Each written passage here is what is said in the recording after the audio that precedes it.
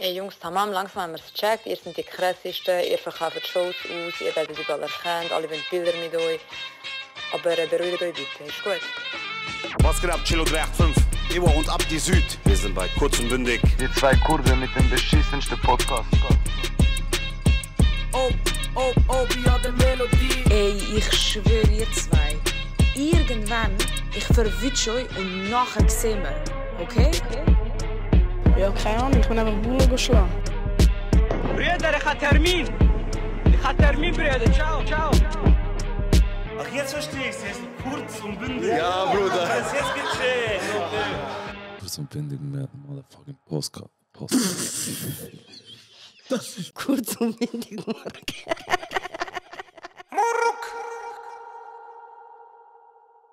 Bro, jetzt mal ernsthaft die Frage. Frage. Also ich frage wirklich auf Ernst. Mhm. Und ich will, dass du weißt, deine Antwort wird auch nicht irgendwie, wie soll ich sagen, ich tue das nicht übel nehmen oder unsere Freundschaft in Frage stellen wegen dem. Okay. Kannst du näher am Mikrofon gehen? Ja, ist gut. Wenn du eine Frau wärst, Hm. und sind wir ehrlich, du wärst wahrscheinlich eher eine bisschen hässliche Frau, aber wenn du eine Frau wärst, Wow. Chill, chill. Krass. wenn du eine Frau was wärst du? Warte schnell, Bro. Mein Gott. Warte schnell, Bro. Wenn du eine Frau wärst, Zieh mir 31 Chaya. los jetzt. Ja. Und du lernst mich kennen. Hm. Ich sage jetzt mal auf. Sagen wir mal, mich vor 2 Jahren. Okay. Also immer noch vergessen. Okay, mich vor 2,5 Jahren. meine Okay, ich. ja, einfach den, was ich war. Okay. Genau. Oh, ups. Ich habe zwar geschaut, ich glaube alles zu. Vielleicht ist der Zug einfach zu laut. Ey, es tut Ja. mir so leid. Aber Egal. ihr wisst es. Los Keine jetzt, Zeit. 2,5 Jahre. Vor 2,5 Jahren, du weißt, ich war vor 2,5 Jahren. Ja. So. Gewisse Hörerinnen vom Podcast wissen auch, wie ich war. Ich weiß nicht, welcher Knopf. Der Pinke. Ja, fucker. Danke. Hättest du ein Interesse gehabt an mir? Du kannst in 3 Akten antworten. Du kannst sagen, Charakter, optisch und du kannst auch sagen, so wärst du eine, wo, ich sage jetzt mal in Worten von Zen, für den Film den Kari gern genommen hätte. Zuerst müssen wir mal klarstellen, Also ich frage was sind meine Intentionen? Will ich eine Beziehung mit dir oder sage ich einfach, ey, nicer Dude, lass mal kennenlernen? Das nimmt mich einfach Wunder, das musst du ein bisschen sagen. Okay. Also du bist ja, also optisch bist du ein sehr guter Fang.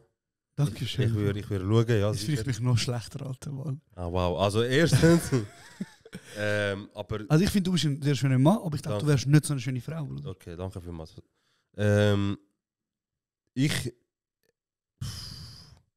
Das Ding ist, du tust mit, du hast gewisse Art und Weise, Bro. Das sind jetzt wirklich viele Worte, um zu sagen, ich bin hässlich, Bro. Nein, das sind gewisse, du hast eine gewisse Art und Weise, Bro, wo du eine Phase hast, wo du hast gewisse Reden. Checkst du, ich meine? Checkst. Und ich hätte das durchschaut. Du meinst, du hättest... 100%. Also das, was viel... 100%. Okay. Weil es ist so versichtlich. Also es ist so, wenn du zu mir kommst und soll ich jetzt ein Beispiel machen oder nicht? Sag mal, nachher können wir sagen, ob das echt war oder ob das erfunden ist. Okay. Ja. Nein, dann sage ich das lieber nicht.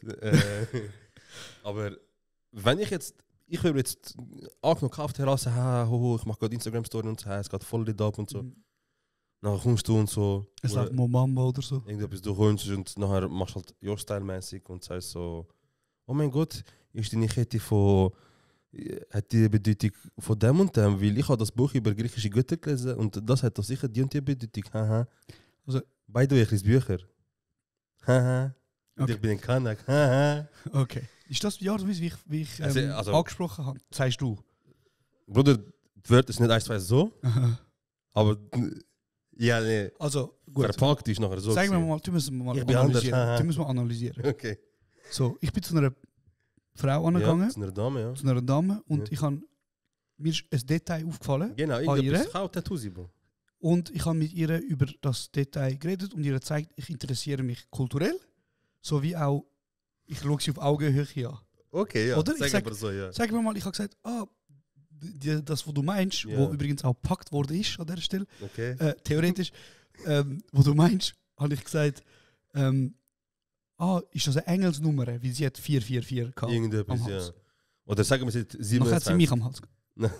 Sagen wir, sie hat 27 am Hals. Du so, oh mein Gott, hast du auch Genau. Angst vor dem Club 27? Und an dieser Oh Stelle, mein Gott, an dieser Stelle schnell, wollte ich schon Yeah. sagen, das ist eine schlechte Art und Weise gewesen. Nein, Bruder, du hast einfach Taktik gehabt. Das Ganz ist klar. keine Taktik, Bro. Das nennt man einfach Sozialkompetenz. Ich habe mit Menschen geredet. Bro, ich sage nicht, du hast eine Taktik gehabt, um Menschen zu verführen. Ich sage einfach nur, du bist einer gewesen, der ganz klar gewusst hat, was seine Stärken und Schwächen sind. Bravo, Bro, schön gesagt. Ganz klar. Schön gesagt.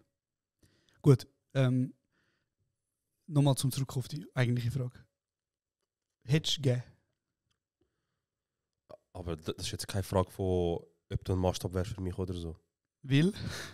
Aber, Okay, fair. ich habe mich ausgetobt. Fair. Aber ich habe letztes Mal darüber geredet, das ist nur einfach gesagt. Wo hast du über das geredet? Du als Frau? Nein, mit Kollegen. Weil Aha. sagen die Uhren viele Männer immer so, wenn ich wäre und so. Weißt du? Ja. Nur einfach gesagt. Mhm. Aber ich glaube, ich wirklich. Du wärst aber wirklich...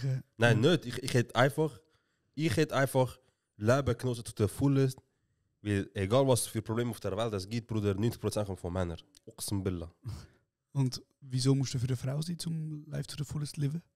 Die Frage ist ja, wenn ich eine Frau wäre. Also, Aber ich meine, hast du das als Mann gemacht? Leben? Ja. Live to the fullest. Überleben. Ja. Wieso fragst du? Ist jemand zu dir gekommen? Nein, es hat mich, weil ich bin wieder mal beim Coiffeur gewesen, wie man sieht. Mhm. Und ich habe mich einfach gefragt, wo meine Haare geschnitten worden sind. Ob du würdest angemacht werden? Nein, ob jetzt zum Beispiel ob meine Freunde, oder ich muss anders sagen, ich habe das Gefühl, sehr viele Männer sind befreundet mit Männern, wo sie niemals würden daten, wenn sie Frauen wären. Unmöglich, Bro. Also verstehst du, was ich meine? Ich wollte Unmöglich, damit sagen, wir tolerieren hässlichere Männer als mir, möchte ich sagen. aber auch charakterlich hässlichere Männer als Unmöglich, Freunde. Bro, unmöglich, Bruder. Immer den Sandro gesehen, der Chance und so. Ich sage immer, Alter, sobald ich ein Kind zeugen Aha, mit meiner Partnerin, aha. ich gehe zu meinen Eltern, Bruder, und die erzählen mir von dieser einen Nacht. Wo das Sogar Kind- wie sie, mit welchem Fuß sie aufgestanden sind. Ich mache den ganzen Tag eins Copy-Paste noch. Entweder das Kind kommt so raus damit- wie wir oder okay. so Weil hübsch du oder- meinst, weil unsere zwei Freunde jetzt zum Beispiel, die zwei namentlich sehr schöne Menschen sind. maximal. Aber wir sind ja auch befreundet mit dem Shidar zum Beispiel. Ja, Bruder, Wo ja ganz wo die klar... Brutal-Kollegen, nicht? Ja, nein, aber Nicht. Shoutout übrigens. Shoutout. Nein, aber verstehst du, was ich wollte sagen? Ich frage mich, wieso würdest Ja. ich meine jetzt mal unabhängig vom Aussehen. Weil, woher das kommt, ist, weil du weißt, ich lese Bücher. Nein, Spaß. Aber ich weiß nur, es gibt so ein Buch, wo ganz viel von der linken Bubble gelesen haben, weil irgendjemand auf TikTok oder Irgendein Missgeburt hat einen TikTok gemacht und jetzt alles noch mal und gesagt hat, hey, als linke feministische Frau musst du das lesen. Aha, okay. Scheiße. Nein, es gibt ganz viel, ich sage jetzt mal, problematische Literatur, glaube ich. Mhm. Aber unter anderem gibt es wirklich eine, wo sehr beliebt ist, aber auch sehr gut ist. Ich finde, das sind zwei Sachen, die mich ein bisschen sich beißen. Mhm. Aber Shada Kurt, Kurdin. ich weiß es gar nicht. Schreib, was ein Kurdin bist. Ich glaube, sie könnte sogar Ja, gut hey, möglich vom wirklich, Mindset. Du etwas da von dir da bei mir. Genau, ich bin mir nicht sicher, ehrlich gesagt, ich bin jetzt wieder ein bisschen am... Okay. Aber ich glaube, sie hat Also sie hat ein Buch. sie hat ein Buch, sie hat ein paar Bücher geschrieben. Okay. Eines davon ist Radikale Zärtlichkeit. Ja. Und dort stellt sie die These auf, dass sie sagt, wir schauen Beziehungen, also Liebesbeziehungen, schauen wir als wertvoll und monogam an. So, man darf nur eine Beziehung haben. Mhm. Und wir tun freundschaftliche Beziehungen ganz anders werten. Mhm. Also, du Ja, darfst... wenn du mich einmal ghostest, ich lösche die Nummer für ihn. Nein, aber sie sagt, wieso, du hast ja mehrere Freundschaften. Mhm. Du hast ja, du hast mich, du hast noch, Ja. vielleicht dort noch zwei und da noch jemand und du hast ja mehrere Freundschaften parallel. Und bei der Beziehung hast du einfach deine Freundin oder deinen Freund und du hast einfach die Person und nichts anderes und du verzeihst deiner Freundin oder deinen Freunden, deiner Partnerin ganz anders oder eben nicht als deine Freunde. Also es Ja. ist einfach ein Ungleichgewicht. Ja, normal, ja. Und natürlich geht es auch, ich muss nochmal das wirklich mit klarem Kopf lesen, aber es geht auch sehr fest darum, sie reden über Beziehungsformen und... Also du hast das Buch gelesen und du so, hättet mich meine Jungs. Nein, ich habe das Buch, ich habe es eben ehrlich gesagt nicht fertig gelesen, Aha. aber... Aber es ist auch lange zum interessant. Erwähnen, dass du gelesen hast. Nein, aber ich finde es einfach interessant und daher kommt ein bisschen die Frage, würden meine Freunde, also Menschen, die mich als Freunde anschauen, mich daten, wenn sie Interesse hätten an mir? Oh, das schon, ja. Könntest du mich daten? Weil du kennst mich ja sehr gut. Wir sind jetzt seit Ja, über ja, 15 Jahren könnte ich schon befreundet. Also jetzt vielleicht schon, ja. Was heißt es? Ja, vor ein paar Jahren weniger. Was wäre so ein... Aber ich würde dich auch nicht kennen. Findest du das Thema komisch? Ich einfach... Also ich habe nicht gewusst, was erwarten, weil du hast gesagt, Bro, ich habe einen ganz geilen Anfang. Und die Frage war einfach nachher, keine Ahnung, hättest du? Hey. Ich so, okay, Ja, aber- krass. Nein, aber ich finde das jetzt erstmal völlig unabhängig von all diesen Gedanken mit wie Ja. du bist da, sondern einfach mal ganz ehrlich so. Weil ich, Schau, jetzt wird es deep. ja. So. Ehe und Beziehung, wie wir jetzt kennen, kommt von Religionen. Ganz einfach. Mhm. Ganz einfach, es kommt von Religionen. Mhm. Dass du jemanden findest, heiratest, Kinder machst und nur mit dem Menschen Leben teilst, kommt von Religionen, weil die Natur von Menschen ist nicht. Mhm. Es ist nicht, Also du sagst, Menschen sind poly. Von Natur aus. Bruder, der Mensch, was ist er? Ist ein Haiwan. Mhm. Was ist, Du hast wie so ein Ochsenbill. ja, aber was ist der, so bevor Religion und sonstige Sachen auf der Welt sind, was hat der Mensch gemacht? Ein wanderndes Volk gsi, wo sich reproduziert hat. Aha. Er ist am Laufen gsi, Bruder. Heute ist er, keine Ahnung, in Ägypten gsi, morgen ist er in Iran gsi, Bro. Gestern hat er dort kennengelernt, morgen dort. Und er ist voll okay, also nicht okay, aber mehr so, man hat einfach, der Mensch ist biologisch da gewesen, um einfach sich reproduzieren. Mhm. Dann ist eine Religion gekommen, Mhm. weil vielleicht hast du vorher etwas, ich weiß es nicht, aber irgendwann ist etwas gekommen, das ist wie so eintrichtert, ein Mensch muss so sein. Fair. Ein Mensch, Weil zum Beispiel im antiken Griechenland, ich glaube, fick was du ficken kannst. fick was du ficken kannst. Bist happy. Fick Ganz was du- ähnlich Ja. wie damals im Kauf. Normal, ja, genau so. Ja. Und deswegen sage ich, wenn jetzt zum Urinstinkt gehst vom Mensch, er ist eigentlich nicht dazu gemacht, um sich mit einem Mensch für immer festlegen. Aber wehe, jetzt kommen irgendwelche Kennex-Bruder und dann mit die 3 Sekunden, die ich gesagt habe, als Ausrede, schicken dann als Audio, sagen, Bruder, look, ich liebe dich, aber gestern war ich schwach gewesen, weil sogar er sagt. Wieso? Er sagt. Er sagt, ich kann nicht dafür, Mensch- das ist etwas, was ich nicht kontrollieren kann. Aber gut, jetzt, also ich sehe das sehr, wir schweifen ein bisschen ab in die Frage, ob man jetzt monogam ist oder poly ist. Aber meine Frage ist grundsätzlich, Jetzt. hättest du mich gefickt? Nein, meine Frage ist grundsätzlich, weil du kennst mich seit über 15 Jahren. Tamam, wir haben viel durchgemacht. Denkst du, du als Mensch, wo du jetzt bist, Ja. könntest mit einer Person zusammen sein, also mit mir, Ja. als Frau? Ja. Ja, du stellst die Frage so da, als wäre so eine fette Überwindung, die man muss halt so mit dir zusammenkommen, Bro. Du stellst sowieso, ja, Bruder, unter diesen Umständen. Ja, nein, wie Auch zum nur für Beispiel- eine Woche könntest du dir vorstellen. Nein, aber so. nein, ich wollte Ja. sagen, zum Beispiel, es gibt Menschen, die habe ich hure gern, Ja. aber ich könnte mir niemals Okay, vorstellen, dann sag einen Namen, wo du gerne romantische. findest. Du bist hässlich, Bruder. Zum Beispiel, du es bist geht hässlicher nicht, als aber ich. zum Beispiel, ich wollte sagen, es gibt Nein, du hast Menschen, angefangen, Bro. es Du gibt musst Menschen, jetzt die sagen. liebe ich. Ja, Tamam. ja. Aber ich könnte nicht mit ihnen zusammen sein. Dann auch. sag einen Namen, Bruder. Zum Beispiel, Ja. Sag, Bro. Ja, wir können nicht die ganze Zeit darüber reden, dass, ob ich dich hätte oder nicht. Und nachher, okay, aber weißt also ich bin der Meinung, ich könnte nicht mit dir eine Beziehung führen. du, mich so hässlich. Es geht nicht um hässlich, Bro, du bist ein wunderschöner Mensch. Wow, Bruder. Ey, Überhaupt nicht. Mach ganz Ich zu, bin Mann. sowieso aus dem Alter raus. Okay. Wo- Du kannst mich nicht daten. Was wär's denn bei mir? Du brichst mir Herz, Bro. Ja, Bro. Du brichst mir Herz, Ja, Bro.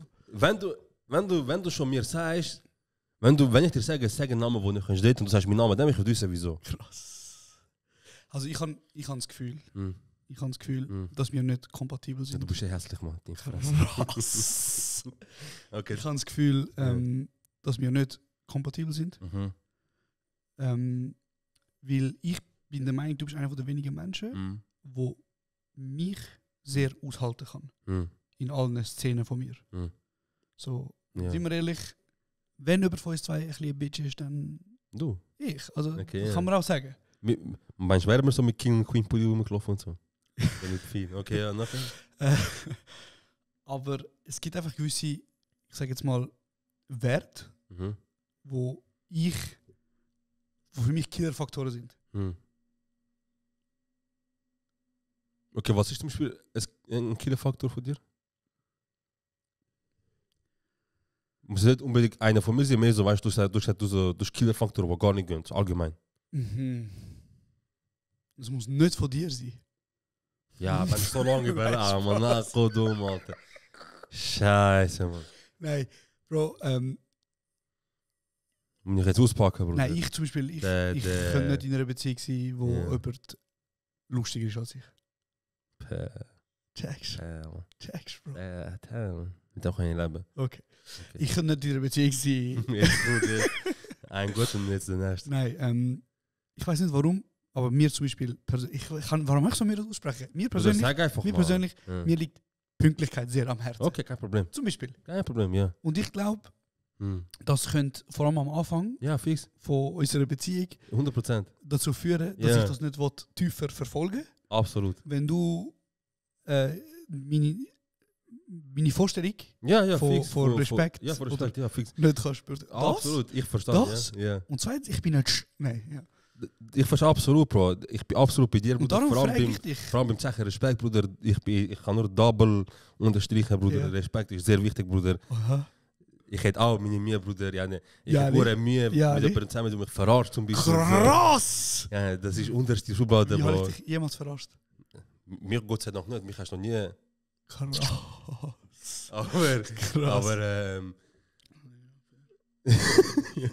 Aber verstehst du ja nicht so... Wieso musst du das jetzt persönlich nehmen? Ich habe gar nicht persönlich genommen. Okay. Du hast so viele Menschen im Umfeld und du nimmst mich als Beispiel. Ja, aber Bro, du bist der Mensch, mit dem ich neben meiner Frau... Sag doch einen Namen, wo ich auch mit Lester zum Beispiel. Sag doch, Bro, ich kann zum Beispiel nie mit dem Jene zusammen sein. Unmöglich! Bruder, 100%. Aber unmöglich, aber das ist ja klar. Bruder, schau den Wash mal an, Bruder. Ja, 100%. Schau den mal an. Schau den mal an, Bro. Aber ich meine zum Beispiel... Voll tätowiert, wurde Dings, Bruder, Kriminelle. Will dich so eine Partei bringen, Bruder? Grufti. Blaue Haare, grüne Haare. Grufti. Nein, Mann, mit dem Jene 100%. Ich kann, glaube ich, es gibt wirklich... Schau, ich bin ein Mensch, das ist aber so mein Gemüt. So, ich bin so... Hauptsache mir ist gut. Du bist sehr... Aber nicht so um jeden Preis, also ich habe mich selber fix, ich habe schon genug lang gemacht, aber mehr so... Wenn etwas nicht passt, Bro, ich merke so immer... Lieber reden, lieber anständig, lieber ruhig, lieber kurz 2-3 Schritte zurückgehen, weil unter dem Strich... Du bist mit jemandem zusammen, der dich liebt, wo du diskutierst, wegen etwas so... Du musst nicht das Gefühl haben, dass der Mensch dich bewusst verletzen will. Logisch, ich sage jetzt nicht so... Alle Männer sind lieb, alle Männer sind gut, keine, weißt du, solche Gewalt und toxische Männer. Das sage ich nicht. Ich sage mehr so, wenn du reine, echte Liebe mit dem Menschen fühlst, dann Diskussionen geht's, meine Verschiedenheiten geht's, Bruder, aber am Ende vom Tag, ihr könnt schlafen und beide lieben sich und am nächsten Morgen stehst du auf und findet einen Weg, findet eine Lösung und nachher Thema gegessen. Also unterm Strich würdest du ihn Mund nehmen oder nicht? Ist die eigentlich, also, Nein. Okay, Krass. Nein. Nein, aber ich weiß nicht, ich finde es eine interessante These zum Überlegen darüber, so... Wie bist du auf das gekommen? Könntest du mit deinen... Eben, wie ich sage ja, ich glaube, viele Männer akzeptieren Freundschaften. Sorry, Leute. Okay, ein bisschen krank. Ja. Akzeptieren Freundschaften oder tun Freundschaften ganz anders aufwägen als Liebesbeziehungen. Oder ich, zum Beispiel, I let shit slide, so quasi. Und das ist doch... Also zum Beispiel... Also, look, sag mal so, ohne Namen nennen, gibt es zum Beispiel Menschen in deinem Umfeld, die sich jemals scheiße verhalten haben, stark gegenüber anderen Menschen? Gegenüber mir, ja. Aber auch gegenüber zum Beispiel anderen Freunden von dir? Oder gegenüber dir, sagen wir das? Ja. Hat es gegeben? Ja. Bist du mit diesen Menschen jetzt gebrochen? 100% sehr wahrscheinlich schon. Und die einzigen Menschen, die so etwas machen und ich nicht gebrochen bin, Bro, ist Familie wahrscheinlich. Und sonst, eigentlich, wenn ich mit jemandem zu tun habe, wo so respektlos bei mir ist oder in meinem Umfeld, also nicht nur so weißt, mit dem Ausrutscher, so wie, oh fuck, ist mir ausgerutscht, tut mir leid, sondern wirklich so, jeder, wo wirklich respektlos ist oder nicht respektieren oder irgendetwas unter der Gürtellinie machen, irgendetwas, Bro, dann du kannst dich entschuldigen, wir können in Zukunft Toi und Ciao sagen, Bruder, aber ich meine... Okay. Ja. Aber also gut, sagen wir es anders. Ich habe das Gefühl, ich habe Menschen in meinem Umfeld, vielleicht jetzt weniger, aber lang gehabt, wo ich weiß, dass sie gegenüber zum Beispiel Frauen sich ganz schlimm verhalten haben. Ja. Unfair gewesen sind, was auch immer. Ja. Und trotzdem, also ist jetzt nur ein Beispiel, und trotzdem habe ich so gesagt, hey, ja, easy, komm, ist mein Kollege. Aha, so meinst du? Aber wäre das zum Beispiel mir passiert, dann hätte ich das ja wieder nicht akzeptiert. Ja, ja. Und das meine ich mit mir behandelt. Aha, so. Ich glaube, okay. unsere Freundschaften Ja. anders oder Es kann schon sein, ja. andere Wert. Es kann gut möglich sein, ja. Und darum hat sich auch gewundert genommen, ob... Kann man schon gut vorstellen, weil... Egal, aber ja, kann man schon gut vorstellen, ja. Kann man gut vorstellen. Voll.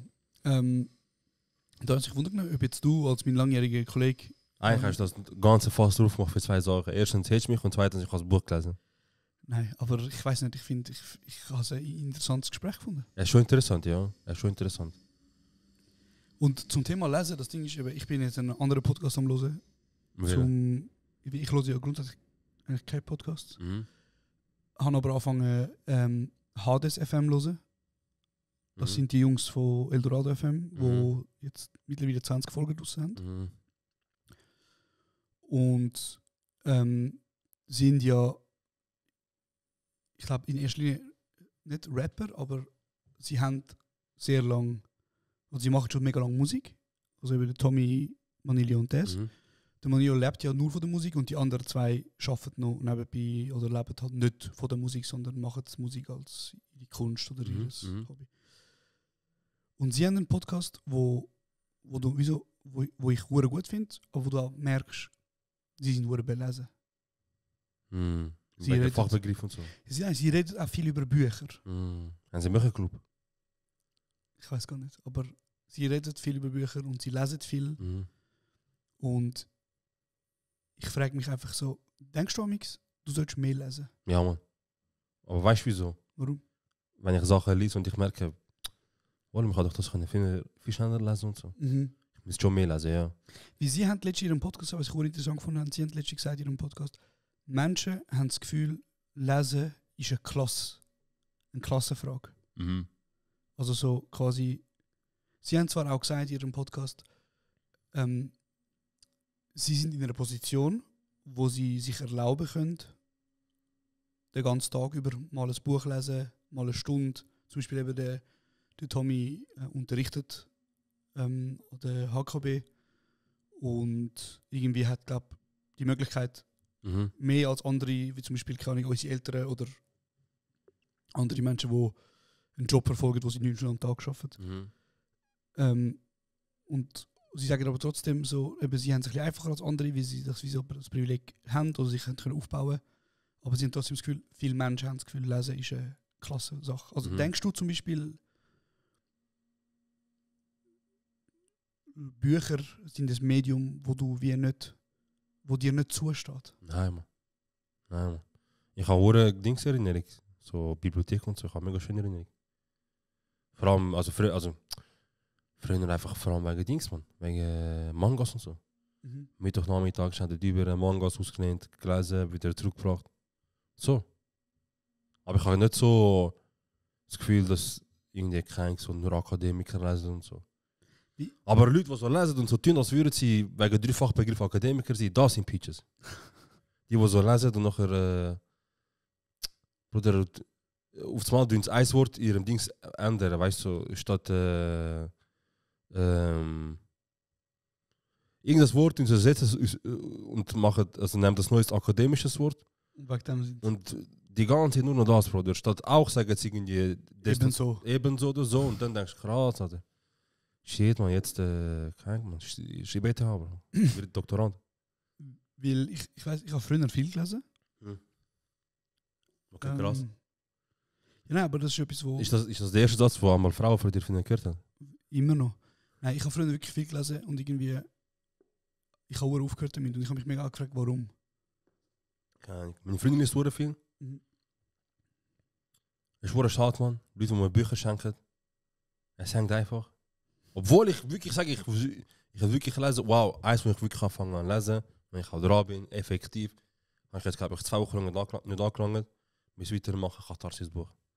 Aber das ist etwas, was dich interessiert. Du hast ja auch damals am Sachen, die mich ja Du interessieren. hast am Ibra seine Bio gelesen, du hast am Elon Musk seine Bio gelesen. Elon, man, ja.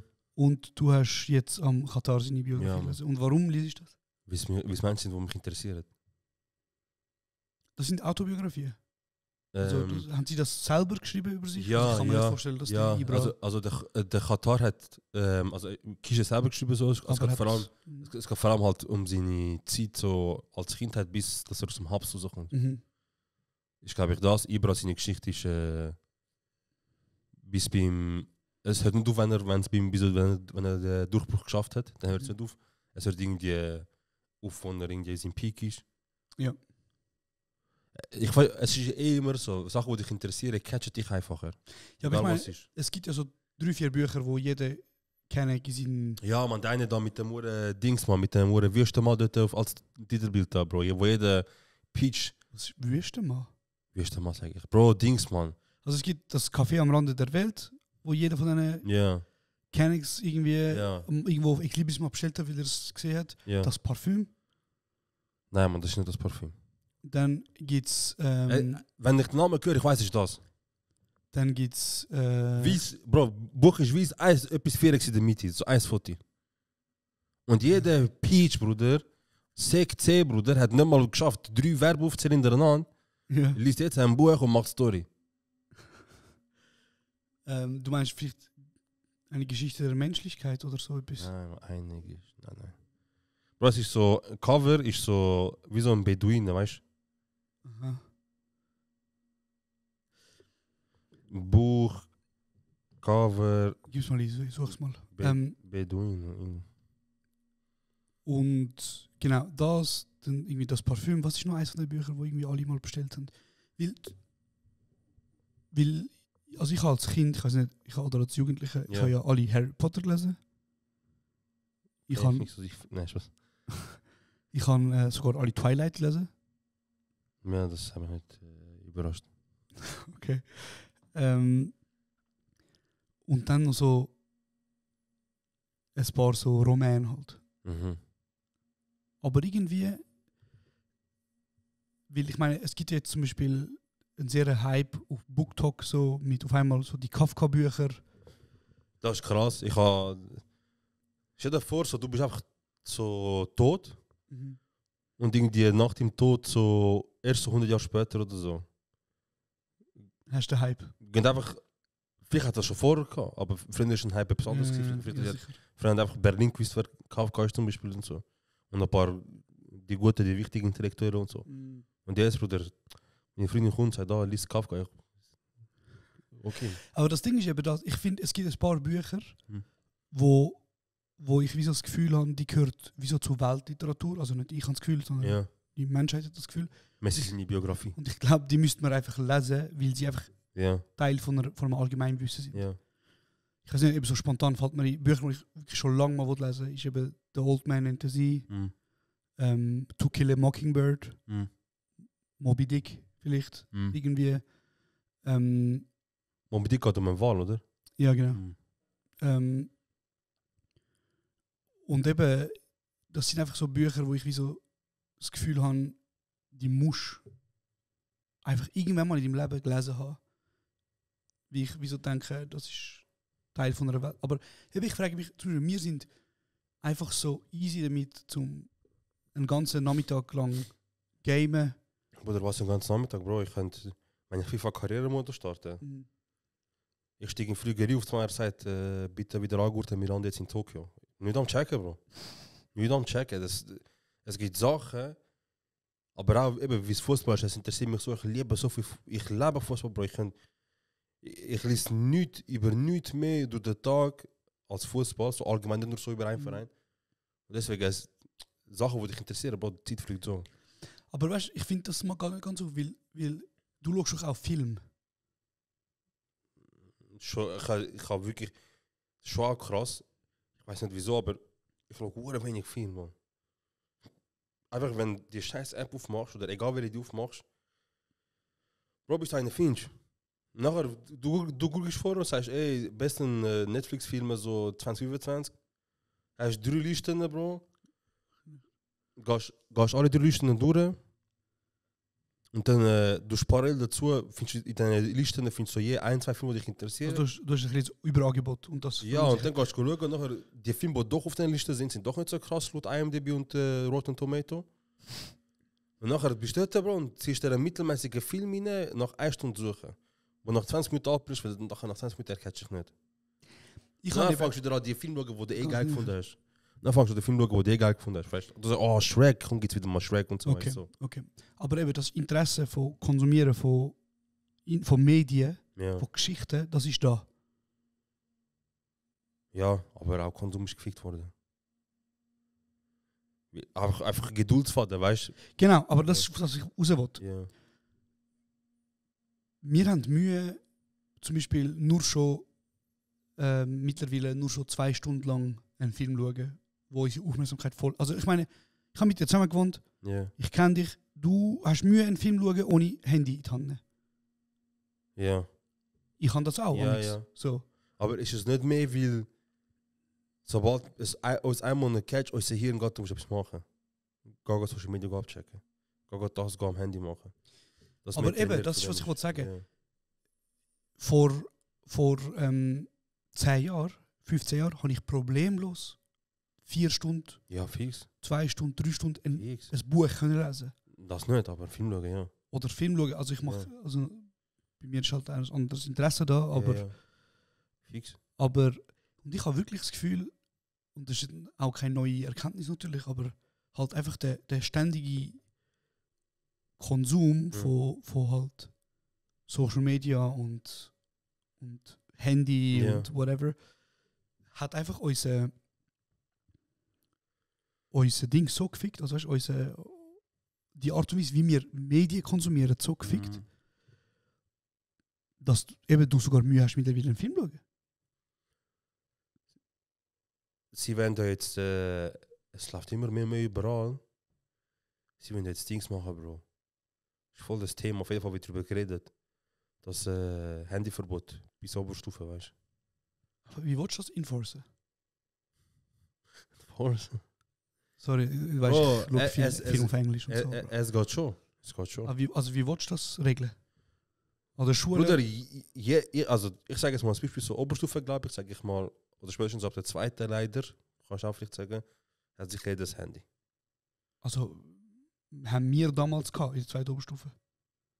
Bro, damals, wo wir Oberstufe gegangen sind, ist Touch frisch rausgekommen. der LG Nein, ist Bro, noch- ich weiss, also unsere ersten Handys sind ja noch so Tasten gewesen und so, Ja, ja, tamam, fix. aber das war Ja. ja auch 2. Oberstufe gewesen. Ja, Wir ja. haben ja damals schon, Ja, ja. wie willst du einem Kind jetzt sagen, wo irgendwie... Eben, jetzt, du läufst zum Beispiel rein und dann sagst, Bruder, look, also erst musst du Also ich sage, jeder mit 12 hat ein eigenes Handy, Bro. eben, deswegen sage ich zum Beispiel, was kannst du machen, oder was ich stelle mir einfach so vor, Bro, ich habe es auch auf den Videos auch gesehen, die Schüler kommen rein und bevor sie ins Zimmer laufen, die Lehrerin startet mit so einer Boxkiste, was haben wir in der Hand. Jeder tut sein Handy rein, Bro. Du Schiene, zack. Und das Ding ist, es geht ja auch mehr darum, dass solltest du verwünscht werden, dass du irgendwie doch ein zweites, also hast du nicht, aber solltest du irgendwie doch etwas machen, so dich ablenken mit dem Handy, Tablet oder so, dann ist ja mehr so, okay, verwünscht und das ist ja verboten. Mhm. Dann gibt es eine Strafe oder so. Aber es geht mir darum, ich frage mich, ob das gut oder schlecht ist, ich bin voll unsicher. Ich weiß nicht, also, ich glaube, es ist mehr gut Du als kannst ein schlecht. bisschen näher gehen, Ich glaube, es ist mehr gut als schlecht. Aber ich habe keinen Plan, wie es rauskommt, aber ich habe das Gefühl, es kommt gut. Ich habe das Gefühl, es ist eine gute Idee. Bruder, es ist... Keine Ahnung, Mann. Es ist halt schon so wie ein Dings, Mann. Schon so halt wie... blöd gesagt, Alkohol, Ziege und so sucht. Also ich bin ziemlich überzeugt davon, dass Social Media oder halt Handysucht eine sehr ernstzunehmende Sucht ist. Also ich weiß nicht, Bro. Ich wollte nicht darüber reden, aber ich habe das Gefühl, ich habe meine Bildschirmzeit einigermaßen im Griff. Weißt du, wie viele Leute hätten niemals sich blamiert? Hätten wir damals schon Handyverbot gehabt. Ja. Es wären nie so Eistee-Videos rumgegangen. Ich habe auch Bruder. gerade das gedacht. Es Shoutout Sabrina, Alter. Es wären nie Eistee-Videos rumgegangen, Bruder. Es wären nie Altstädte irgendetwas rumgegangen, Aber Bro, Bruder. das Ding ist, Hm. ich habe letzte eine Arbeit über das gelesen, wie, Über Sabrina. nein, wie mobile Kameras, also Handy, das Filmen machen ein bisschen weniger elitär gemacht hat. Ja. Also zum Beispiel sind Creators von Social Media Videos, wo ja mittlerweile auch schon sehr cineastisch sind. Also weißt du, so nicht nur, also Leute fangen da sich überlegen, von welchem Winkel filme ich, dass es interessanter ist, von wie weit weg filme ich. Ja. Und zum Beispiel die Phase von Handkameras ist ja in den 80er und 90er schon gekommen, wo jeder Mensch hat können eine Handkamera kaufen. Aber sie hat den Boom nie gehabt, die Homemade-Videos. Was der Boom eben gemacht hat, ist, dass man nicht nur die Möglichkeit gehabt, weil jeder hat dieses Handy, sondern auch die Plattform ist da gewesen. Ja. Auf einmal hat es Sinn gemacht, wie früher, Bro, du hast mit der Handkamera gefilmt, wer hat es gesehen? Ja, ja, logisch. Deine Eltern oder Ja, dein ja, voll. Kind und dein Onkel hat es gesehen. So. Ja. Und eben der Boom durch Social Media, dass es halt wieder so jetzt das Filme machen, nicht nur das grosse Millionen-Ding ist, sondern auch, dass Leute von daheim aus mit ihrem Handy können Content erstellen. Aber das Ding ist, Bro, ich sehe hure oft junge Menschen, die Content ins Internet laden. Und mein erster Gedanke ist immer so, kannst du in 5 Jahren zurückschauen und dir sagen, schon easy. Bro, ich glaube, bis mit 25 machst du noch ein paar Sachen, Bro. Aber eben, ich meine, wir sind Das ist Teil vom Leben. Ich selber, eben, ich hatte zum Glück eigentlich so schüch vielleicht so das gehabt, dass ich so zurückhaltend war mit so, keine Ahnung, so Sachen. Aber heutzutage, Bro. Leute gehen live in der Schule, Bro. Also, das ist schon crazy. Du hörst Lehrer am Unterricht im Hintergrund, die sind live. Leute sind live, keine Ahnung, man. Überall. Alle sind am Streamen, alle sind am Fotos machen, alle sind am Dingseln. Aber, also verstehst du, was ich gerade sagen? Also ich auch jetzt, weißt du, ich kann sicher auch jetzt, wenn jemand jetzt zu mir kommt und sagt, Bro, schau, die dritte Folge, du hast so geschaut, oder du hast so gesagt, fragst mich mit 35 so, hey, weißt du noch? Ja, sicher, ja. Sag ich, ja, Bruder, komisch, man. Aber egal. Aber ich weiß nicht, ich finde einfach den Aspekt so, also weißt du, so, eben, Bro, die Leute sind, die haben die Möglichkeit, zum all das Zeug ins Internet zu tun. Und ich meine, stell dir vor, wir hätten mit 14 Handys und Internetzugang gehabt. Ich finde es sehr wild. Also, so, Bro. Die jetzige Zeit mit E-Roller, E-Trotti. Einfachste Beispiel, was ich jetzt von der Welt habe, immer wieder, Bro, immer wieder. Wir sind in der Lehre gewesen, uns hat der scheiß Lehrlingslohn nicht gelangt. Wir haben irgendetwas gesucht, sondern am Samstag noch hustlen. Du weißt nicht, heute, wenn heute jemand hustlen, er weiß nicht, wo anfangen, was er machen. Wie soll ich Geld verdienen? Wer soll ich scammen? Wo? Erstmal, du kannst auch normal, aber wo? Was soll ich? Es hat so viele Optionen. Wir haben für einen Hustle-Job eine Bewerbung geschickt, nur zum Absatz kassieren. So, du schickst so Tankstellen, du schickst so im Verkauf, du schickst Pizza, überall. Flyer verteilen. Dann gehst du so einen Takeaway-Kurier, sagst, Bro, ich will bei dir ausliefern am Samstag. Nachher ist er so ein Nuttensohn und schämt sich wieder mal und sagt, du musst 20 Franken pro Stunde schwarz und so weiter. Und das heißt, Bruder, aber 20, weißt du, so, keine Ahnung, man, mach doch etwas anderes. Oder das hat 18, Bro, das ist heute, Bro. Heute. Ja. Wähl aus, was du willst, Bro, du hast Möglichkeiten für Side-Hustle, ob es funktioniert, ist etwas anderes. Aber jetzt ist die Frage, ist auch, geht es den Leuten auch effektiv auch besser, weil sie haben ja auch viel mehr Zugang zu viel mehr Sachen wie wir früher. Früher haben wir nicht ein Gerät in der Hand gehabt, Bro, oder einfach, ich soll sagen, wir sind nicht mit 12, 13 mit dem Handy rumgelaufen und sind ständig connected mit Insta, Facebook, WhatsApp und so weiter. Haben Videos gesehen, die man nicht hätte sollen sehen und so weiter, weißt du, so, wo auch könnte schlimm sein für 12, 13-Jährige und so. Heute, Bro. Einer sagt, hey, ich habe ein Video und so wie wie Laura vom Bus wieder angefahren wurde und so. Ich lasse alle schauen, Bro, alle in den Teil, alle sagen fuck und so. Das Aber ist schon- dafür ist auch gut, Bro, heute, man vergisst nicht. Man vergisst nicht, Bro. Ja, wenn du einmal, und ich sage nicht, man vergisst nicht, wenn du einmal einen Ausrutsch hast und wenn du mal einen Scheiß sagst oder machst und so. Mhm. Aber wenn du einmal einen kleinen Pitch-Move machst, man vergisst nicht. Wenn du anfängst bei junge Tat Sachen kommentieren. Man vergisst nicht, Bro, man vergisst nicht. Ihr wisst es. Wie zum Beispiel, es gibt so einen Streamer in Amerika. Ja. Ich glaube, der einzige. Nein, das ist gelogen, aber es ist der einzige, der fame ist in Amerika, der aber türkischer Streamer, aber er ist, also er tut auf Englisch streamen, aber er ist Hassan. Ich weiß welche. Von dem höre ich, also ich bin ja nicht so fest in dieser Ja. Welt drin, Ja. aber ich sehe, der wird und so im politischen TikTok und so ist er sehr viel nicht. Ja, genau, er ist so voll so halt normal, mega sich für Falles einsetzen. Bro, ich kann nicht, ich will jetzt nur das sagen, was ich gelesen habe. So, wenn ich etwas sage, was nicht stimmt, Bruder, dann easy, aber ich glaube, es ist nicht stimmt, was ich sage. Bro, er ist auf jeden Fall, was ich gesehen ist so, er positioniert sich als links oder vielleicht tut er so, als wäre links, aber er ist vielleicht auch rechts. Auf jeden Fall ist er ein Streamer, er geht immer wieder live und ich glaube, sein Ding ist, dass er mit der Community über Sachen auf der Welt passiert redet. Und tut er amix auch mit so random Leuten politisch diskutieren? Das weiß ich nicht. Okay. Wieso ich auf ihn gekommen bin, Bro? Ja. Vor 2-3 Tagen, Bruder. Ich habe schon 1-2 Mal gesehen, so, aber ich habe nie so. Es hat mich nie angesprochen, weil immer ich ihn gesehen habe auf meinen Timelines. Es war nie, gewesen, dass es wegen Gamer war, wegen etwas für Kurden. Mhm. Es war einfach ein Army-Streamer, ein türkischer Army-Streamer, streamt da und redet da über irgendwelche Sachen, die in Amerika passiert sind. Mhm. Bro, auf jeden Fall. Der Typ war live vor 2-3 Tagen, 3-4 Tagen. Und in seinem Live ist immer sein riesen Hund in am Hocken. Mhm. Immer. Er hockt einfach. Oh, das habe ich mitbekommen. Ja. Ja, okay. Ja. Ja, erzähl. Er hockt einfach immer hin, Bro. Ja. Immer hin hockt er. Okay. Auf das Mal, Bro, er ist im Stream, er redet über irgendetwas, er geht über irgendetwas reden, so, wegen Politik, irgendetwas.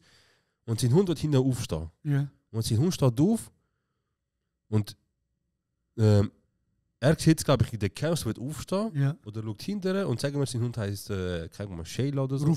Rufus. Und er sagt, Rufus, weißt du, du musst doch sitzen bleiben, das weißt du und so. Dann macht er so eine Bewegung mit du siehst in der Cam, er geht wieder sich Feuer anlehnen Ja. und er lehnt sich die vorne an, drückt wahrscheinlich auf etwas und dann gehst du über den Hintergrund, der Hund fängt an zu jaulen. Oh Gott. Ja, das habe ich mitbekommen. Ja. Und nachher, sehr viele Leute, weißt du, Bro, das ist eben gut zum Beispiel. Bro, die haben, in den 10 Sekunden, das passiert ist, die haben jeden Frame seine Mutter auseinandergenommen. Bro, die ist so der Halsband, da Sekunde 21:07, 300 Sekunden, ist das Halsband noch am Blinken gewesen. Ja. Er hat immer blinkt und kaum lernt er sich führen. Kaum lernt er sich führen, ist führen, fängt an rot blinken oder blinkt auf jeden Fall noch intensiv, was immer. Bro, nachher haben die angefangen. Ja, erklär's auf. Also, der Verdacht ist, er hat sich führen gelernt, zumal seinem Hund, man verdächtigt ihn, wo sein Hund ein Schockhalsband hat, für Trainingszweck Kische. Er hat ihn geschockt. Die Pavlov-Methode. Genau, also er will, dass sein Hund Er hat ihn einfach. in seinem Stream immer hinten hocken bleibt. So, und wenn er das nicht macht, dann wird es ihm gefitzt. Und das Ding ist, im Stream hörst du, dass der Hund am Jaulen ist. Bro, sogar ich habe überlegt, ja, von der Schweiz. Ja. Wie komme ich da an? Nein, nicht wegen der Dane. Ich habe wollen, dass er sieht, Ja. dass ich mit dem Gesicht ihm schreibe. Ja. Ich habe ihm wollen schreiben, so, Ochsenbilder, wenn ich dich einmal in der Schweiz kriege, schon von meiner Mutter, ich bin der größte Hund, so möchte ich nicht schlagen. Ein schutzloses Tier missbrauchen für den Stream. Ja. Und nachher noch so tun, als wäre, du Hund. Auf jeden Fall, Internet muss nachgenommen. Alle haben Bilder, da, schau, Halsband, Bruder, ich habe sogar Halsbandkopie im Internet gefunden, dies und das. Er hat 2-3 Tage angefangen, nur über seinen Hund Post zu machen. Weil ich schau, ich meinen Hund und so, hör auf und so, wie könnte ich meinen Hund etwas antun? Ja. Aber meinst du, es stimmt? Gestern ist er auf 4 gekommen, er so, schau, er fängt normal weiter zu streamen, weil er streamt weiter, so Er normal. findet ja behindert Geld, oder? Wahrscheinlich. Er ist noch weiter so. Ja. Jetzt gestern hat er normal weiter gestreamt, das ist ja vor 3-4 Tagen passiert mit dem Hund. Gestern so einen 2., 3. Tag, wo er weiter streamt. Er so und Urf hat sich Wunder genommen. Ja. Ihr macht dort Uhr viel Sorgen, dies und das. Da ist sein Halsband, es ist nicht mit Schock. Jetzt haben wir es gesehen, gut ist. Es vibriert ein bisschen, das ist alles. Zack. Aha. Was? Bruder, die Leute haben... Bro, ich sage, die Leute, die haben die Frames angehalten, Bruder. Die haben die Bilder grösser gemacht und die haben gerade so gefunden, er hat sein Halsband ein bisschen überklebt. Sicher. Damit du erkennst, was für eins es ist. Sicher. Aber die Leute haben die Merkmal gefunden und haben sogar eins zu eins das Halsband gefunden. Und? Die haben gesagt, Bruder, du hast das Halsband. Wir haben gefunden, eins zu eins sieht genau gleich aus. Mit den Lichtern, mit dem Design, mit der Schnur, alles identisch. Das ist das Halsband. Also ist ein Schockhalsband? Du tust den Hund schocken. Krass. Er geht nicht wieder drauf ein. Dafür kommt jetzt, wie jetzt Internet vergisst, dafür kommt jetzt Sachen vorführen, Bro. Ja. Vor 3-4 Jahren Ich hat habe er schon das paar Mal- gesagt am ich kann- Stream, vor 5 hat er das gesagt. Ich habe eben schon mal gesehen, dass er sehr misogyne Einstellungen hat. Gegenüber, also weißt du, so, dass er irgendwie auch schon Sachen gesagt hat, anscheinend, wo so Leute repostet haben und gesagt hat, irgendwie, man, die ist das und das. Und Das was weiß ich weiß nicht. Ja. Auf jeden Fall jetzt sind sie am Kommen, wieso? Wir haben nicht gewusst. Schau mal an vor 5 Jahren. Schau mal an vor 3 Jahren. Schau mal, was er vor 2 Jahren gesagt hat. Und Das ist so. schon krass. Er ist ein Muttersohn, Bro. Jeder, der das Gefühl hat, dass er unschuldig leben, weil er oder schwächer leben, weil er etwas tun kann oder antut, so, weil er das Gefühl hat, so ist schwächer, er ist dümmer, er ist nicht intelligent. was Shoutout immer. Israel. Du Peach. Bro, eben, ich weiß nicht, ob es das Leben nach dem Tod gibt, was auch immer. Aber wenn ich Menschen gesehen, Bro, wo anderen unschuldig Leid zufügen, Bro, frage ich mich einfach immer wieder. Und dann, wenn es selber fertig ist, ja einfach fertig. So. Der Mensch kann machen, was er will. Es gibt keine Quittung nachher. So, du kannst machen, was du willst, in deinen 10, 20, 30, 40, 70, 80, 90 Jahren. Du kannst Leute ausbieten, du kannst Leute vergewaltigen, du kannst Leute umbringen, du kannst das machen. Und wenn Licht aus ist, dann Schuss. Genau für so Menschen, ich hoffe, ich mache Augen auf und einer sagt, schönen guten Morgen, wir sind in der Hölle, wir sind im Paradies. Sag ich, erstens, gut, dass es gibt, wie jetzt weiß ich, es wäre richtig viele Leute. Und du denkst, du landest im Paradies? Ich weiß nicht, wo ich lande. Ich kann mir das nicht ermäßigen, mir das... Krass, Bro. Ich kann nicht sagen, Bro, ich gebe mir Mühe, dass ich Sachen mache, Bro. Ich würde schon sagen, du bist ein guter Mensch. Ich gebe mir Mühe, dass ich Sachen mache, Bro, wo ich wirklich kann sagen, look, ich kann dahinter stehen, ist gut gewesen, ist vorbildlich gewesen, ist menschlich gewesen, ist lieb gewesen, anständig, respektvoll. Aber so habe ich nicht immer gelebt, verstehst du? Ich habe Fehler, ich habe Ja, Probleme. natürlich, Bro, aber ich finde, es gibt... Also ich Aber hoffentlich, wenn es einen Mächtigen gibt, oder wenn es einen Gott gibt, oder Göttin gibt, was auch immer, und ich eines Tages halt in dem Fall im Paradies oder Hölle komme, dass man mir kann sagen, hey, look, du hast Gutes gemacht, du hast Schlechtes gemacht. Und dann will ich einfach dort sagen, okay, Bruder, eine Frage. Der hat er gefickt? Okay. Der hat er auch gefickt? Ja. Wie hat er den gefickt? Mich nicht Wunder, Bruder. Ja. Hat er kassiert? Ja. Wie hat er vielleicht Aufnahmen, wie er den gefoltert hat nachher? Und mich nicht Wunder. So. Krass. Netanyahu, du Nuttensohn. Ja, aber krass. Okay. Ja, Mann. Ey, ich freue mich auf Fest auf Wochenende. Wirklich? Brutal, Mann. Ich freue mich auf Fest, wie ein Kind. Ja, er hat gerade angerufen, weißt du? Ah. Wegen wahrscheinlich der Herzige. Hat er gerade angerufen. Also, wer? Die Person, die es vermietet? Ja, genau. Ah, ja. Der Voll, hat Mann, angerufen. wir gehen das Wochenende weg mit ein paar Freunden. Also das Wochenende ist fix, wir sind eine Nacht. Mit diesen Freunden, Bro. Wir gehen Berge-Weekend machen. Ein Kollege von uns wird gleich Vater. Also wir machen es einmal im Jahr so. Plus minus, mindestens einmal im Jahr. Gehen wir so in Berge, wenn es lustig, Natur und so. Aber das Mal ist so quasi so alte Wege. So unsere Wege, die anderen Wege. Einmal Reunion quasi. Jungs, der Kollege wird gleich Vater, bald fertig, lustig. Die nächsten 2-3 Jahre kann er nichts mehr machen, so in die Richtung. Und wir gehen in so einen Mann, es geht so paradiesisch aus, ich weiß nicht. Wir gehen so auf Dings, all die sich Hunde nehmen und die sich auch ein bisschen auskennen mit Schweizer Natur und so. Wir gehen auf Juf. Rapperswil-Jona. Ja, Mann, wir gehen auf Rappi. Wir gehen auf Juf, das ist so ein Dorf. Ist das Ende von einem Tal, Bro. Es hat nach dem Dorf keine weiteren Häuser mehr, keine Dörfer, keine Straßen, nichts. Es hat nur Berge und Natur. Sterne werden brutal sein dort, Mann. Ganz klarer Himmel. Es wird auch richtig lustig, es ist richtig gut. Ich freue mich. Ich habe sogar überlegt, vielleicht sogar so einfach auch Mikes mitnehmen, Mann. Bro, also wir sind eine Nacht oben. Eine Nacht, aber wir sind 2 Tage. Weil wir, weißt, wir sind nicht am Morgen um 9 Uhr wieder gehen und so. Ja, nein. Also ich glaube, es ist gut, wenn wir auch einfach gehen und hängen. Ja, fix. Und Aber ich bin bereit auch mitnehmen, weil, weiß nicht, man. Vielleicht nicht in erster Linie unbedingt etwas für den Podcast, sondern vielleicht kann es einfach auch etwas lustig sein für uns. Vielleicht haben wir dort irgendeinen Moment, Bruder, und 3-4 Leute sagen, Bruder, ich muss jetzt kurz mit dir über das reden, können wir das schnell aufnehmen, ohne Cam, scheißegal. Ja, easy, ja, können wir nachher drüber schwätzen, ob das Ja. Geil ist. Ja, also, ich weiß nicht, ich habe wie so das Gefühl, ich habe irgendwie, ich weiß nicht, ich freue mich sehr zum Weggehen, zum Hängen. Ja, man. Aber ich freue mich auch einfach, zum ein bisschen go laufen und ein bisschen weg sein von... Ja, man, wir haben wirklich auch noch etwas vor. Also etwas vor. Ja. Es ist für all die jetzt wandern gehen, Sport machen, für die ist das wie kein man. Wenn sich am Morgen der Lift, wenn sich am Morgen statt der Lift Treppen nehmen zum arbeiten gehen, für die ist das wie das.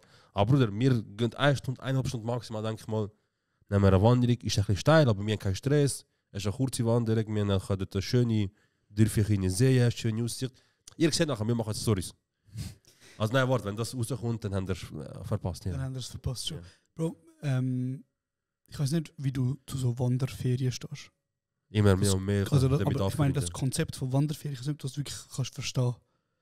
Weil zum Beispiel meine Freundin, die ja aus den Bergen kommt, Shoutout Aische, nein, wo aus den Bergen kommt, die gehen ja wirklich regelmäßig in so Wanderferien. Und das heisst, für sie heisst das, die packen alle ihren Rucksack und starten irgendwo in Italien und laufen eine Woche lang Richtung Schweiz. Okay, das ist White Shit. Bro, aber ich meine, das Ding ist... Das ist, also das ist Heaven vs. Wild, Bro. Ich finde mich immer mehr und mehr mit so Wandern und ich finde immer mehr, weißt du, man müsste viel mehr in der Schweizer Natur machen und so weiter. Vor allem mit eben die schönste wahrscheinlich. Aber eine Woche so durchwandern, das ist schon wild. Bro, aber das Ding ist eben, dass der Unterschied ist zwischen Leuten wie uns und zum Beispiel Leuten wie ihr,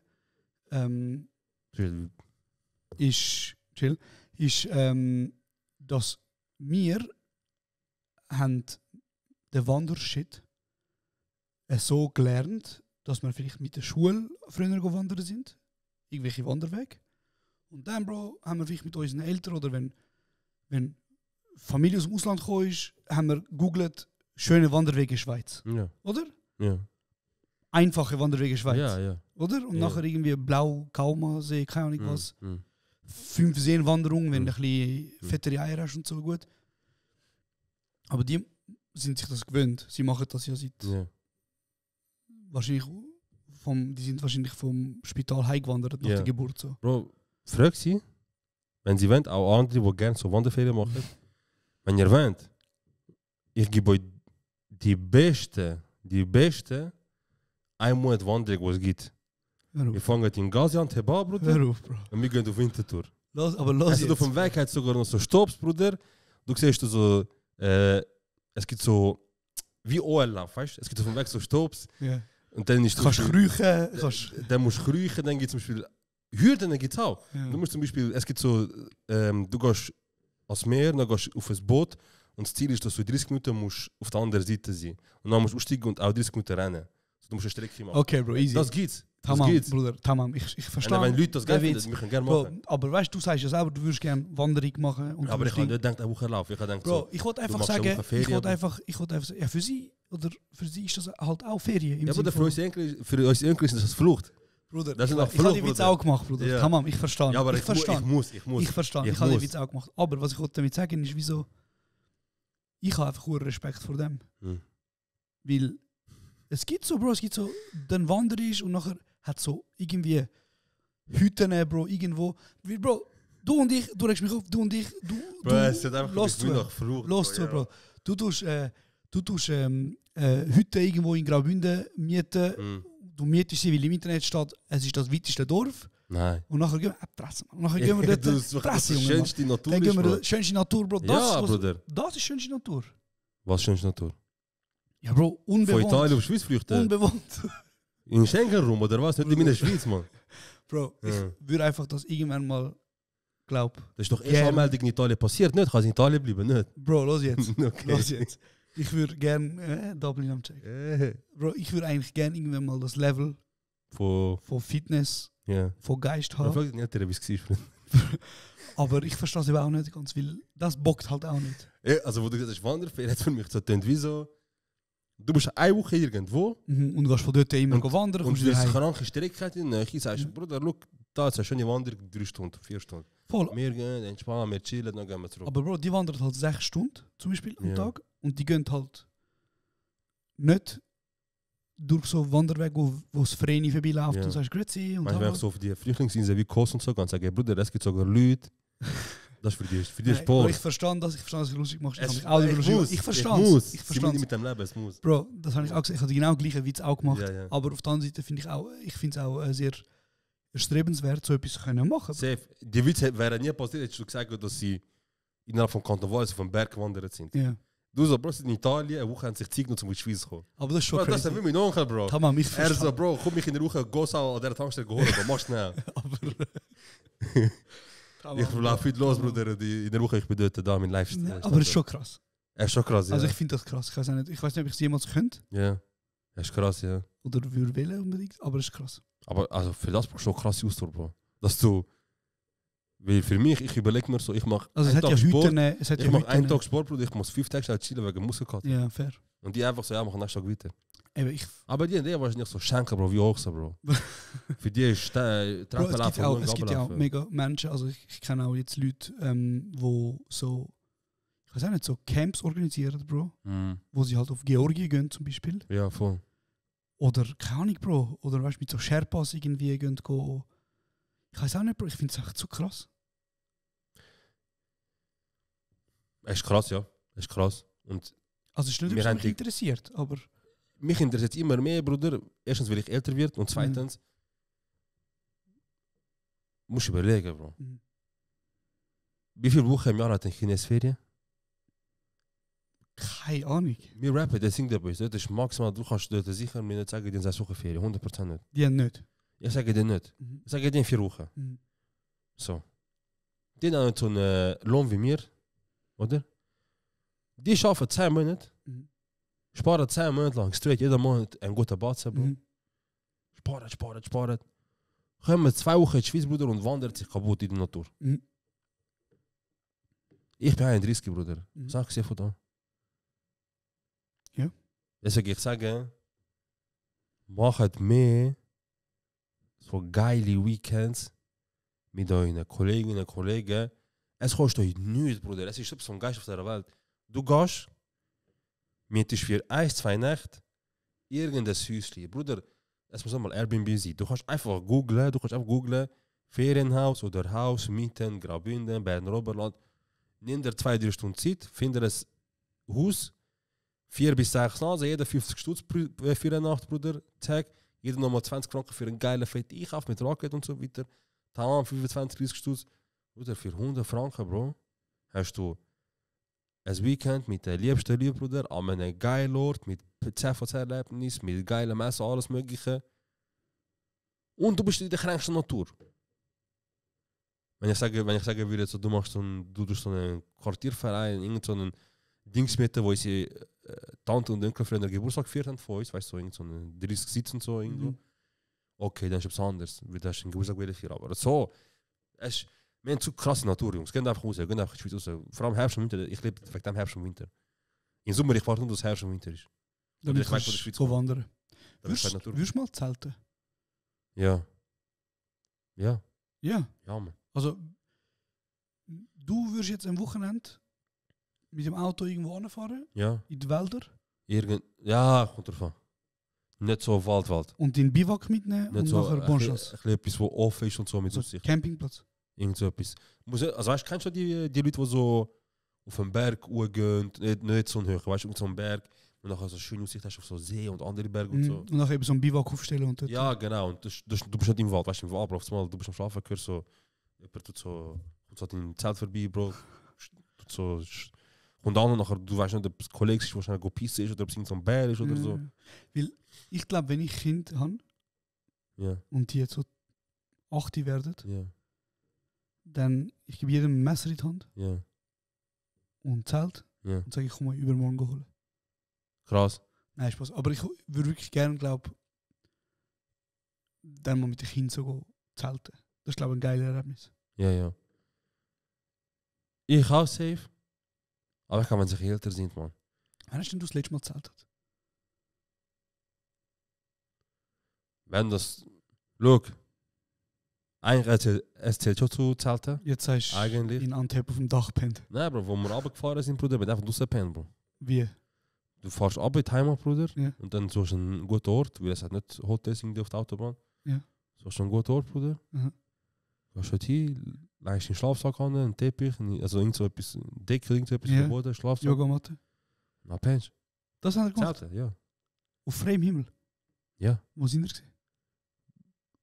Wo haben wir es gemacht? Ich weiß nicht, Bruder, du fährst am Morgen los und dann bist du halt magst, so Serbien, von Schweiz am Morgen fährst du los, in Serbien, Bulgarien oder dort. Es hat auf dem Weg, wie kann man überhaupt mit dem Auto auf der Sim gehen? Ja. Es hat schon Hotel, jetzt hat schon mittlerweile, jetzt mittlerweile, sie sagen, Ding um Kroatien, Serbien und so, irgendwas Hotel und pennen und so. Aber früher, Bro, wir sind 3-4 Familien gewesen. Sagen wir, deine Familie, du sagst, okay, ich finde, wir sollten kurz vor Serbien, Bulgarien, sollten wir ein Hotel nehmen, eine Nacht schlafen. Ja. Ich nehme ein Zimmer, ein grösseres, mit 3-4 Betten, mit passen da schon mit Duschen. Okay, und die anderen 3 Familien sagen, nein, wir haben schon Geld, Bro. Ja. Das sind schon 3-4 Stunden so liegen lassen. Ja. So nur zum nachpennen, duschen und essen, weißt du? Ja, fair. Und die sagen, Bro, scheiße, die 3-4 Stunden, mit dem lebe ich, zahle ich halb von meiner Familie, ich zahle die Hälfte von meiner Familie halbe Ferien in Antalya, weißt du? Ja. So für 3-4 Personen zahle ich 4-5 Nächte in Antalya. Ja, fair. Jetzt mittlerweile, weißt du, scheiße, ich kann pennen. Aber ja, ich suche. Also das war einfach als Kind gewesen. Ja, so Teenager so und nachher nicht mehr. Also aber sonst so der Classic Zelte so mit, du gehst in den Wald, Bro, du hast lustig so, du nimmst Messer mit Stecken und so, ist lustig und so. Was ist denn?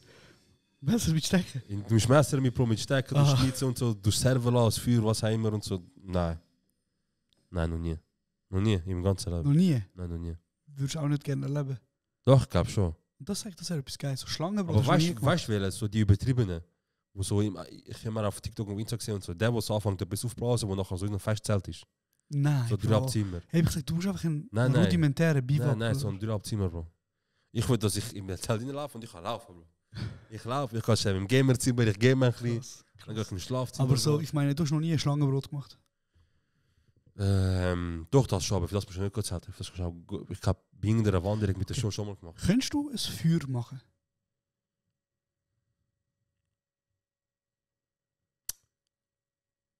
Schwierig. Ich kann nur die Taktik mit Dings.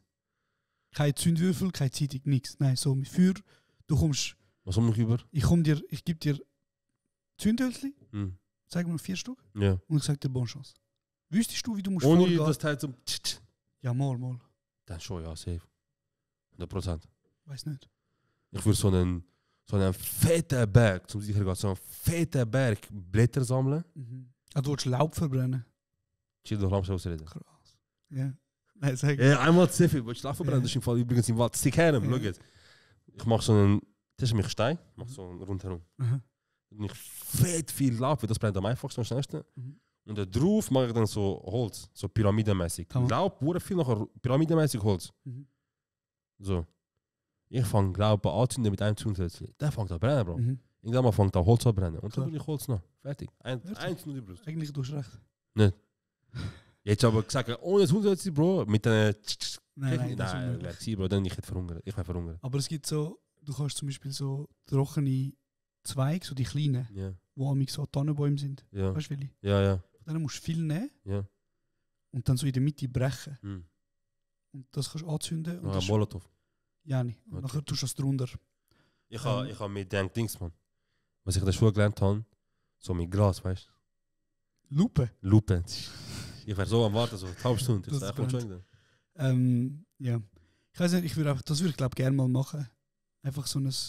Aber ich glaube, es würde auch massiv anschiessen. Aber weißt, ich stelle mir vor, so zum Beispiel, Bro, ich weiß nicht, hast du kleine Cousins? Ja. Wo so irgendwie, ich weiß nicht, 9 sind oder so. Irgendwo schon, ja. Fair. Ja, irgendwo schon, Bro. Aber weißt du, so, kann ich die mal mitnehmen und sagen, hey, wir gehen jetzt im Wald eine Nacht. Nein, schon. Ich würde das gerne mal erleben, Bruder. Also die Cousins, die ich da habe... Hast du das mit deinem Vater mal gemacht? Auch nicht. Zelten? Ja. Bruder, mein Vater 6 Tage durch am Arbeiten gewesen. Wenn jetzt nur ich als Bastard komme und sage, mach am Sonntag den einzigen Freitag und zelten mit mir, Habe ich dir die Geschichte mal erzählt? Ich glaube schon. Habe ich die Geschichte mal erzählt? was? Das ist ganz weirde Geschichte. Mit das so vom Aber Garten... spoil's nicht. Das ist schon mal drüber geredet, aber erzähl ja. Habe ich es im Podcast erzählt? Ja. Wir haben Oder habe ich mal in einem Interview? beides, also Live-Show und Podcast. Zuerst eine Live-Show, wie du schon gewusst hast, Ah. Episode und so, aber okay, ich sage, Bruder, das ist, ich will direkt... Oder habe ich schon mal erzählt? Ich will sogar den Namen sagen, wer das dir antat, man. Ich will sagen, gehen, der Mensch kann suchen, Bruder. Ja, aber das war heavy, Bro. Ja, ne, der Mensch ist mit dir umgegangen, als wäre ich, nicht mal Flüchtling. Nicht mal SVP wird mit Flüchtlingen so umgehen. Nicht mal SVP würde so umgehen mit Flüchtlingen. Man sollte nicht mehr Flüchtling sagen. Ich bin selber betroffen, Bruder. Ich Wir sage sind ihm Flüchtende. Bruder, wenn mein Onkel kommt, ich sage ihm Flüchtling. Wenn mein Onkel kommt, ich sage ihm, du bist ein... Ja. Nein, also gut, in dem Fall, damit alle wissen, was ich rede, lange Rede, kurzer Sinn. Ich bin mal zu... Ja, bist du da gewesen? Das war 12, 13, nein, 13. älter. 13, 14. Aber du bist schon für das auf Bern gegangen. Oder wo ist das gewesen? Nein, los, das Ding ist das. Hm. Ich wäre eigentlich mit einer guten Freundin Hm. ins Tessin gegangen. Mhm. Und sie hat dort das Ferienhaus Geburtstag gehabt, und so, okay. Geburtstag, irgendetwas dort Ja, ja. hängen.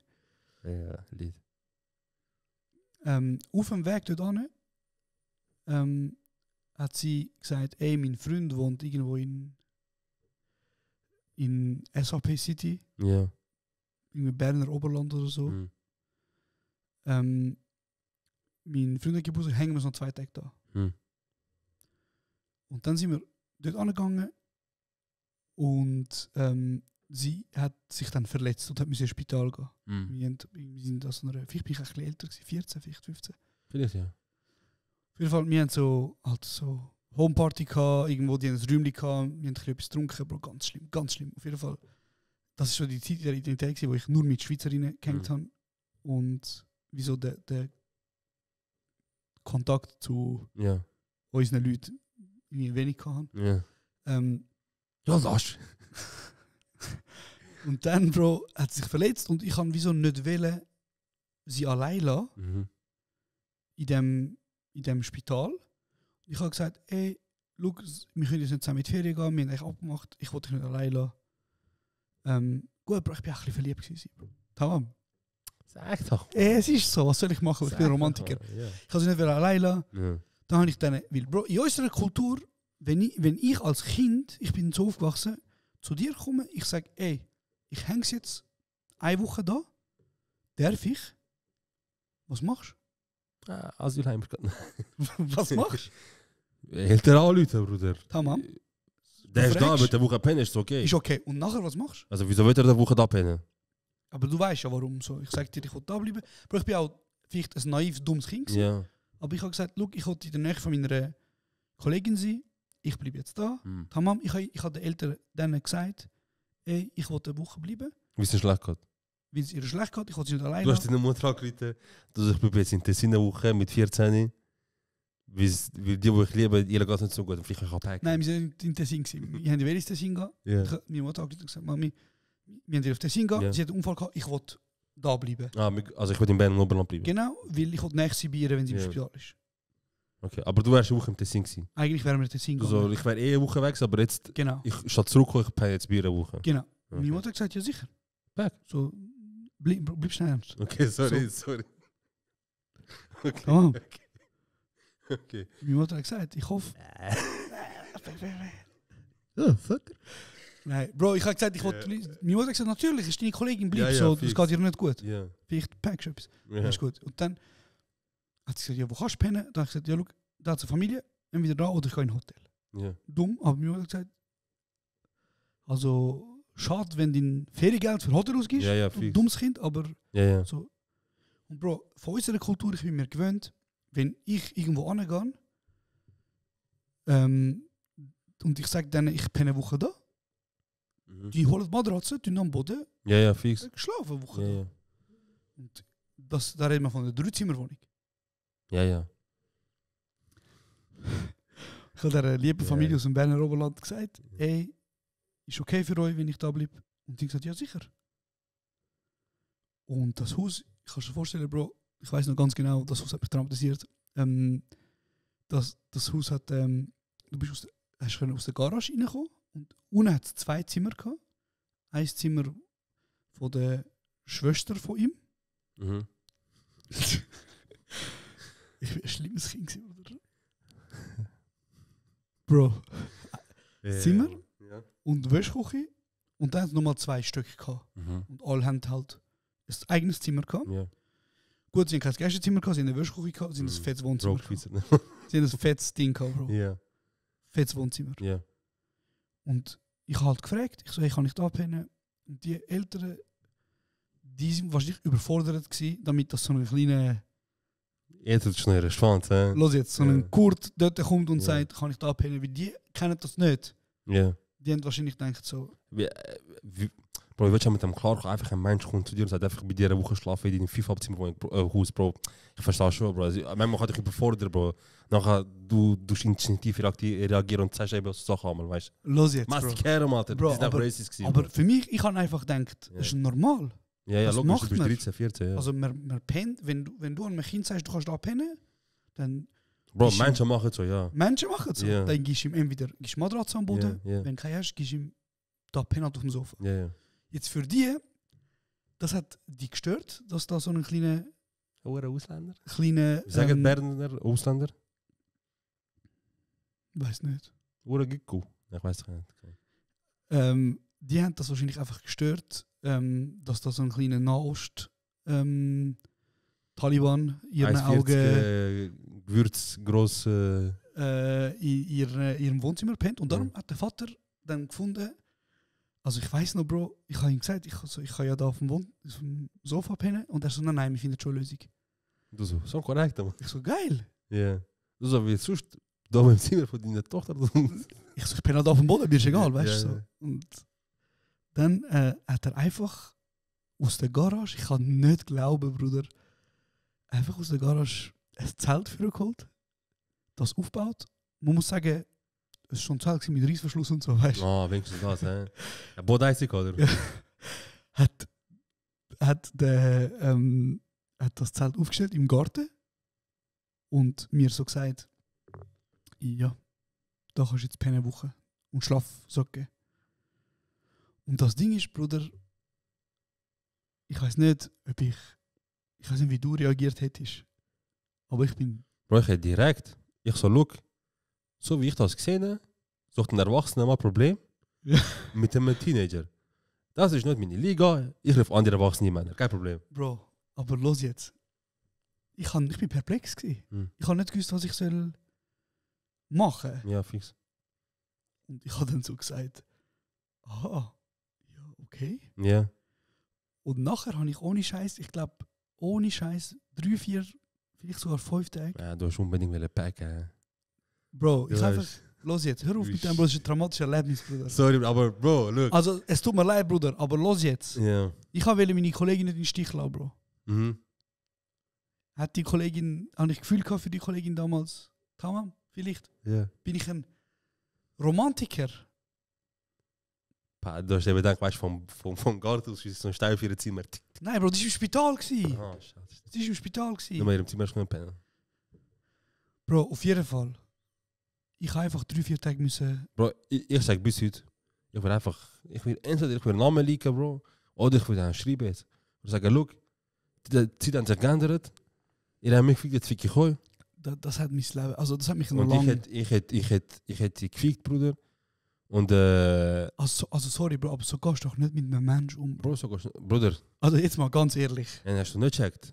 Ich sag dir gerne, vielleicht hast du nicht gecheckt, Bruder, du bist in der SVP Hochburg gewesen. Bruder. Du bist sehr wahrscheinlich sogar, vielleicht sogar, einer, der jetzt in der Politik irgendwie dort umeinander ist.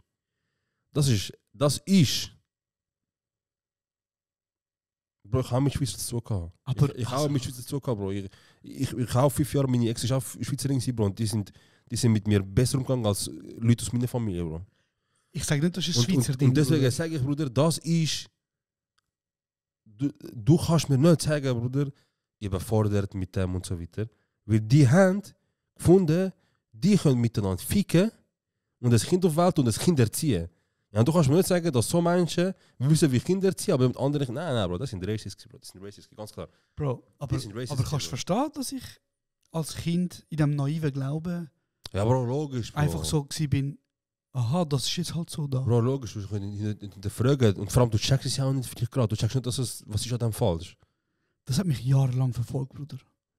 Ich würde dieses innere Trauma und das innere Kind heilen, Bruder, und dann zurückgehen, ganz klar. Bruder, das Krasse ist, nachher, das ist etwas, was ich nicht erzählt, die Eltern von meiner damaligen besten Kollegin, die in Zürich gelebt haben, oder in Winti damals, die sind dann gekommen, ihre Tochter besuchen. Und die haben dann gesehen... Du so mit Schlamm und so. Bruder, Nassi, sorry, ich muss das schnell sagen. Bro, das ist für mich jetzt... Laus. Die haben gesehen, dass ich wie ein Zootier ausgestellt worden bin im Garten. Ja, sorry. Und ich glaube, ich mag mich erinnern, dass sie sehr schockiert sind über die Situation. Und nachher haben sie gesagt, komm, wir gehen sie besuchen im Spital, aber vorher gehen wir essen. Ah, das ist mir auch erzählt. Ja. Und nachher sind wir essen. Und ich weiß nicht, ob du dich, also vielleicht für unsere Hörerinnen draußen müssen wir sagen, wie Sarah und ich aufgewachsen sind, Bruder. Aber zum Beispiel, ich bin ja aufgewachsen und meine Mutter hat uns beide durchgefüttert mit... Einfach, Bro, auswärts essen ist ein Luxus. Auswärts essen ist Luxus. Und wenn ich sage, auswärts essen ist Luxus, dann meine ich einen Döner holen. Ja, Bro, schon nur ein Pommes in Bratwurst, Bruder. Das ist ein Luxus, Bro. Ja. Also, wenn du Glück gehabt hast, bist du einmal in 2-3 Wochen einen Döner essen, Bro. Ja. Ja? Und wir sind ins Restaurant gegangen, Bro, und ich kann mich ganz gut erinnern, ich hocke dort. Und das ist so ein Mittags, wahrscheinlich Brasserie zum Hirsch oder so etwas, hat es geheißen. Boah, das ist schon oder teuer. Adler oder irgendwie das so ist schon etwas. teuer, Bro. Ja. Und die haben uns Karten gebracht, Bro. Und ich habe das angeschaut. Und ich bin wie so 14, ich habe das angeschaut. Und dort steht Lammmedaillon. Irgendetwas, 45 Franken. Ja. Und sie haben mir gesagt, nimm was du willst. Und ich schaue die Karte an. Nichts auf dieser Karte, wo ein Hauptgang ist unter 40 Franken. Ja. Und für mich ist das ein Schock, Bruder. Fix. Also, weil mein Leben lang ist mir eingerichtet worden, aber schau. Ja, fix. So, du kannst nicht eine Vorspeise und einen Hauptgang essen und mehr als 30 Stutz unmöglich. Voll. Und ich schaue die Preise an und ich habe dann die Eltern angeschaut und gesagt, hey, sind ihr sicher? Und so, ja, nimm was du willst. Ja. Ich so, also ich habe das jetzt zum Beispiel, ich weiss, ich habe Lamm gern. So, ich habe ja auch nicht als Kind können, abschätzen, Lamm ist teurer als Bulli oder so, sondern wir haben einfach das gesucht daheim gehabt. Dann habe ich gesagt, ich habe halt Lamm gern. Und das ist mir, ich weiß noch, 45 Schutz oder 50 Schutz kann ich. Und dann haben sie mir so gebracht und ich habe zum ersten Mal in meinem Leben so angerichtet. So ein bisschen Salat und ein bisschen Sauce am Tellerrand und Szene. Und die haben dann Wein getrunken, wir haben gegessen. Ich esse, Bro, Rechnung kommt. Ich weiß nicht, wie mein Hirn in Brand, Bro. 3 Personen, 250 Schutz oder so. Oh, Mann. 200 Stutz. Ja. Bruder, ich bin schockiert gewesen. Ja.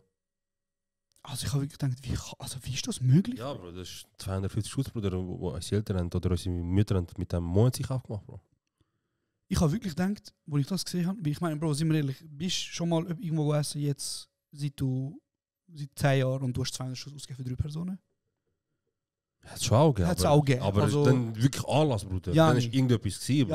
Ja, nicht. Dann hast du etwas gefeiert, Bro. Ja, nicht. Aber so auf locker nicht. Ne? Also, wir haben es auch schon gemacht. So. Ja, voll. Aber für die damals ist halt, ich weiß nicht, bis heute, ich weiß nicht, ob die wahrscheinlich gefunden haben. Bro, ich sag, es beschäftigt noch mehr meine Theorie, er ist Politiker, Bruder. Nein, aber das sind ja Bundeswehr. das sind ja Eltern von meiner damaligen besten Kollegin gewesen. Ja. Also das heisst, nicht die, bei denen ich bin ja oft bei ihnen daheim gewesen Ja. und ich kann Okay. dürfen im Zimmer schlafen. So, die haben mich halt mitgenommen in die Ferien und so. Ja. Weißt du, die haben noch nie mir gegenüber irgendwie. Ja, voll. aber- Das sind jetzt andere Leute, hä? Ja, genau. Okay. Nicht, Die dich im Garten geschlafen nein, haben? da wo sondern ich im andere? Garten gepennt habe, das ist der Freund. Von den Eltern. Nein, der Freund von ihr gewesen, auf die ich gestanden bin. Eltern vom Freund? Ja. Hat nicht bei ihr die Heim? Nein, das ist eben, wir sind auf dem Weg. Ja, auf du hast Tessin. mit dem Freund im gleichen Haus gepennt. Nein, ich habe im Garten gepennt. Also ja, aber im gleichen Grundstück. Ich glaube, vielleicht haben die Eltern gesagt, wie so, ja, nachher der Freund ist gekommen, der Tobias oder wie immer heißt. Er sagt, hey, schau mir zu. Ich weiß ganz genau, er wird sie mir wegspannen. Bro. Der muss jetzt. Okay, das ändert vielleicht die Geschichte ein bisschen. Aber Ja. nein, du hast es Du so, gemeint. okay, jetzt muss ich es überlegen. Nein, Wow, krass. aber Bro, schau Ja. mal, ich weiß eben nicht, ob das normal ist oder ob sie gefunden haben, Bro, das ist nicht okay, dass die da der im Jetzt check ich. Garten. Ihre Eltern sind gekommen, Ja. haben gesehen, dass sie aus dir einen Flüchtling gemacht haben. So ein Simulator. Und nachher Ja. die so, komm mit. Mir so das Gas Und vielleicht haben sie auch gedacht, sie wollen mir etwas Gutes tun, Ja, wieso, dass ich verhängst und so. dass ich ein bisschen vergiss, dass ich da wie ein Zootier ausgestellt wurde. Ja, ja, voll. Ich weiß es nicht. Ich Ja. wollte nur sagen, Okay, dann hast du echt nicht gekommen, hast du das selber gezahlt, oder was? nein, die haben das auch gezahlt, natürlich. Bro, ich denke, jetzt muss man so fette nochmal so wie so ein Schock so, Bro, nachher ist es Schutz, diese Zahl. Nein, Ja. Bro, aber ich wollte nur sagen, ich bin Nein, ist schon. einfach, das ist so eine prägende Woche in meinem Leben gewesen, dass ich wieso von im Zelt schlafen vor der Tür, Ja, für 52 Franken auswärts und so. wo essen bin, Mittag. Du hast einfach schnell die zwei Arten von. Die zwei Arten von. Was von Schweizer am meisten gibt, hast du kennengelernt. Bro, crazy. Und, SVP und wir sind offen für alle. Bro, das ist, ich weiß nicht, und jetzt Jahre später, ich denke oft darüber nach und ich denke so, wie kannst du einem Kind so etwas Bro, antun? ich sage bis heute. Ja. Ich sag, Bro, ich meine so ernst, es ist nicht, weil ich Podcast bin. Ja. Wenn wir jetzt am Reden sind, das ist lustig und so. Bro, ich meine ernst, fick dir. Ich meine, tot ernst. Ich meine ernst, Bruder. Entweder du machst jetzt aus dem, du verarbeiten das Trauma. Du machst jetzt einfach, du das begleiten, sagst, ey, die gelesen haben, ich habe schon zweimal darüber erzählt, es ist ein Trauma, ich habe bei dem Pitch mit dem Garten schlafen. Ich habe mir jetzt mal geschrieben. Vielleicht weißt du, vielleicht nicht. Aber du hast ungewollt mit mir Flüchtlingssimulator gespielt. Bro, Weißt du, was du am Kind gemacht hast? das ist krass. So. gewesen. Und dann kannst du die Leute teilnehmen, weißt du, so teilhaben von dem, so wie du mit dem schreibst, dass es dir Antwort gibt und so weiter. Oder du sagst wirklich, jetzt fick ich ihn. Sondern gehst du ein bisschen anders damit vor. Aber ich würde zumindest den Pitch konfrontieren mit dem. Konfrontieren, so jetzt. Bro, weil ich habe mir auch gesagt, ich habe auch schon ein, zwei Sachen, die passiert sind, die nicht so Trauma sind wie jetzt im Garten pennen und so. Aber schnell zum Abschluss, Ja. die haben mich nachher mit heimgenommen. Halt. Die haben gesagt, ey, du kannst nicht da bleiben. Ja, logisch. So, Bro, bitte, schreib diesen Leuten. Mich jetzt nur Wunder, was ihre Antwort ist. Schreib Mutter und Vater, beide. ich weiß nicht, wer die sind, Bro. Dann schreib doch denen, wo die gesagt das geht nicht. Sag, ich habe ein Trauma erlebt und ich muss das Trauma kurz angehen. Oder du sagst, ich habe ein Medium und ich mache jetzt keine Recherchearbeit, irgendetwas. Weil ich will wissen, wieso ist das passiert. Weil in der Woche habe ich zwei Welten kennengelernt. So. Aber Bro, das ist ja nicht das erste Mal, wo... Bro, noch nie ist jemand zu mir gekommen. Bro, jeder von... Die meisten haben mir irgendwie erzählt, Bro. Der hat gesagt, Bruder, ich als schwarze Freunde haben mir Schweizer das M-Wort gesagt, Bruder. Der hat gesagt, Bruder, ich habe mich eigentlich verliebt, ich habe nur Mühe gehabt. Der Vater hat gesagt, niemals und so, ich will doch kein scheiß Albaner bei mir. Alles mögliche haben wir schon gehört. Bro, alles gehört. Aber dass jemand Zeit, du schaffst 3-4 Tage im Garten, Bruder. Das ist so ein bisschen... Das ist ganz wilde Racist Shit. Also das Bro. ist einfach... Das ist ganz einfach wilde- Deklassifizierung vom Mensch, Bro. Bro, Ich sag dir ganz ehrlich. Das ist ganz wieder Racist Shit. Und nicht zum sagen, wie jetzt hast du etwas zum Rant und zum Schießen, Ja. ficken jetzt. Ja. Ich finde, Bro, mich ins Anwunden, schreib dann einfach mal. Von mir aus ein Brief, von mir aus mit versteckter Kamera, du gehst, Leute sogar und man hört sogar so, ich will mit dir reden, du Bruder, so. Aber das, ich will wissen, ich weiß, ich glaube, keiner von den Menschen, die jetzt sagen wird, Bro, mach, und schreib dann, du sie kontaktieren, ich glaube, keiner wird keiner erwartet oder keiner glaubt, oder dass eine Antwort kommt, wo du sagst, okay, fair. Weil der wird sich aus irgendeinem Scheiß rausschnurren, aber ich will wissen, was er sagen wird. Ob er sagen wird, ich kann mich nicht daran erinnern. Oder ob er, also was seine Entschuldigung wird sein. Tut mir leid, weißt du, in dieser Zeit, unser Haus war im Umbau, wir haben uns unwohl gefühlt, das war die einzige Möglichkeit. So Gaslighter, weißt du? So wie, Bruder, du hast ein bisschen anders im Kopf, weißt du, eigentlich schwieriger als du denkst. Ich würde ja, weil ich sage jetzt auch, das da jetzt, das geht an Moritz. Du, der, wo das los, du weißt, Bro, ich habe früher eben kein Cash und so. So mit 10, 11, 12, 9, 10, 11, 12 ist schon Yu-Gi-Oh! Das Ding. Bro, jeder hat Yu-Gi-Oh! Bruder, nur ich kann nicht. Ich gehe zu meinem Vater, ich sage, Baba, kaufst du mir Yu-Gi-Oh! Karte? Und vielleicht zum Einordnen, ein Deck zum Spielen hat damals 30 Stutz. Ja, genau. Dann sage ich weiß ganz nicht, so, Baba, kaufst du mir ein Deck? Er so, wo hat's? Ich so, als Kind, als würdest du wissen, Bro, heutzutage, die kennt alle Läden da, weißt du? Ja. Einer sagt auf das Mal, Bro, Kaffee nehmen oder das. Manor. Ich so, ich weiß nicht, aber die Stadt hat sicher, dann gehen wir in Manor. Ja. Ich find's, ich zeig's ihm. Ja. Und ich weiß genau so, von dort ist mir das mit 30 Stutz geblieben. Er so, oh, 30 Franken und so. Er so, schau mal lieber nächstes Monat, weißt du? Ja, fix. Und das war normal gewesen. Und ich so, okay, ich tue es zurück, Bruder, aber ich bin, der Hunger ist schon mehr gewesen, Bro. Ich gehe in Pause, Bruder, jeder am Spielen, jeder... Aber sorry, können wir schon darüber reden, dass wir haben einfach... Also, Bro, heute überlegst du zweimal, wenn du etwas kaufst, 30 Stutz. Nein, aber das ist auch vieles, was ich heute mache, hat mich in einer Kind. Ja. Wenn ich mir Lego kaufe als 31-jähriger Mann im Glatt, Bruder, für 80 Stutz. Ja. Und keine Sekunde überlegen, ob es zu viel ist oder nicht. Erstens, sicher, weil ich geil finde, aber zweitens, weil als Kind, ich hätte mir das so oft gewünscht und ich kann können und ich wollte jetzt. Unmöglich, ich schwöre. Ich kaufe das mit 31 und ich baue das jetzt mit 31, was ist? Weil ich als Kind nicht können. Ich kann nicht können, Bro, jetzt wollte ich. Und ich habe Freude jetzt am 31. Ja, sorry, aber ja, genau. Wir müssen akzeptieren. Ja, das geht ja nicht darum, dass wir jetzt beschweren und sagen, wir haben so ein schwieriges Leben gehabt, aber es war wirklich unsere Realität gewesen, Bro, normal. Dass 30 Stutz, ja, Bro, ist nicht es ist einfach nicht drin gelegen. Gut, bei mir war halt noch das Ding, wir sind 3 Brüder gewesen, habe ich etwas wählen, die anderen 2 Halunken angezogen. Ich will da, wenn es redet, ich will da. Mein Vater hat 90 Stutz, ich habe wirklich nicht. Ja. Okay, ist gut, tamam. Dann habe ich so, halt Bro, so wirst du halt langsam ein bisschen nicht schwer kriminell, aber du wirst kriminell, du überlegst, wie komme ich an Geld. So mit 9, 10, 11. Bro, ich habe viele verschiedene Wege so zu Geld kommen. Ob ich jetzt mit 9, 10 gesagt habe, ich muss aufs WC, Bruder, und dann bin ich fast jeden Stock durchgelaufen und habe jede Jacke gelangt und habe Beyblades und Karten geklaut und weiter vertickt. Oder ob ich effektiv Geld geklaut habe, ist etwas anderes. Aber einmal, Bruder, habe ich fett Geld geklaut. Für damalige Verhältnisse. 300 Stutz. Oh. 300 Stutz, Bro, mit 10, 11. Wo hast du geklaut? Nicht so wichtig. Bis heute nicht so wichtig.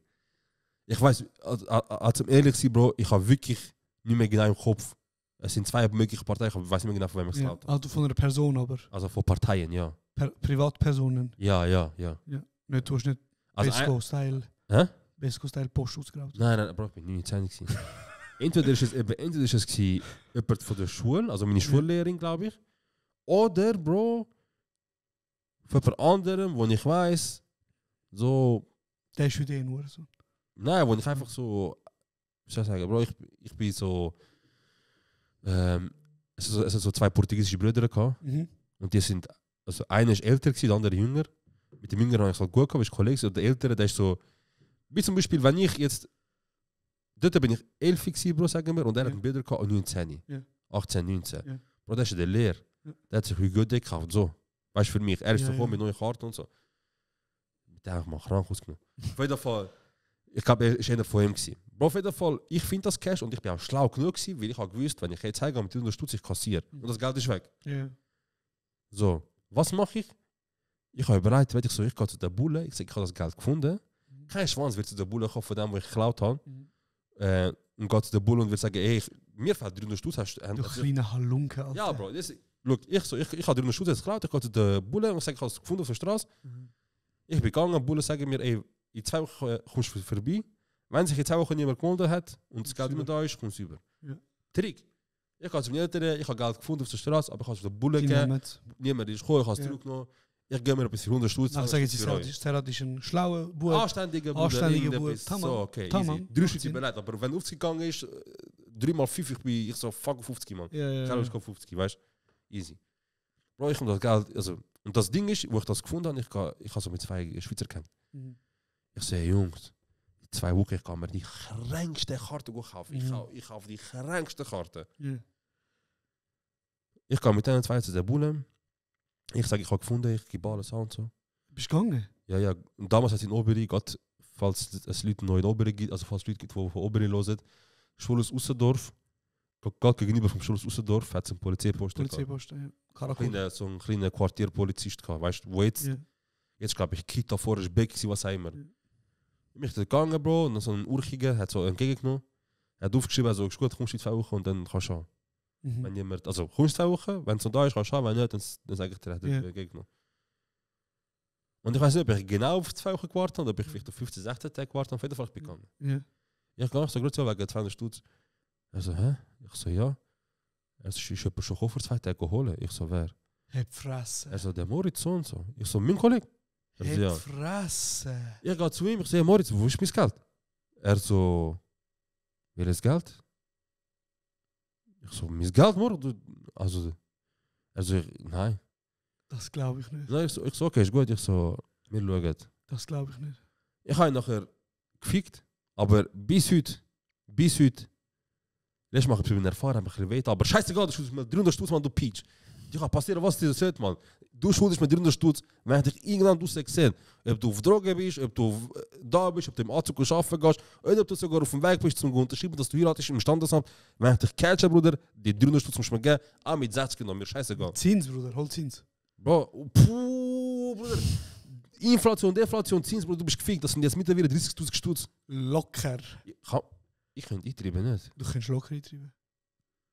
Aber dann müsstest du halt zugeben, dass das Geld auch geklaut hast. Nein, Bruder. Also ich meine, das hast du jetzt halt im Podcast gesehen. Kunstfreiheit. Kann auch sein, dass ich meine Geschichte ein bisschen gepimpt habe, okay? Egal, das passiert. Geht nach, findet aus, ob es echt ist. Was sicher echt ist, ist, dass der Polizeirapport passiert ist. Ich habe das vorbeigebracht und das ist echt. Ich habe das Geld gefunden, das ist offiziell bestätigt. Es ist bei der Polizei. Ich glaube, man muss nur 10 Jahre Dokument aufbewahren, Bruder. Dann umso besser, Bro, umso besser. Dann sogar, ich habe sogar noch mehr Recht. Weil sogar mit einem von den 2 Schweizer, Bro, das ist lustig.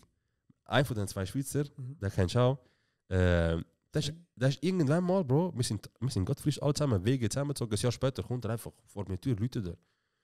Ich sehe, was machst du da? Hey, ciao, Bro! Ich so, hä? Ja. So, nein, ich auf dem Balkon, direkt, lass mich nicht kommen, ich so auf dem Balkon geredet, ich so, hey, Bro, weißt du noch, das ist ihn reinlassen? Bro, er ist mit einem guten Kollegen, ja.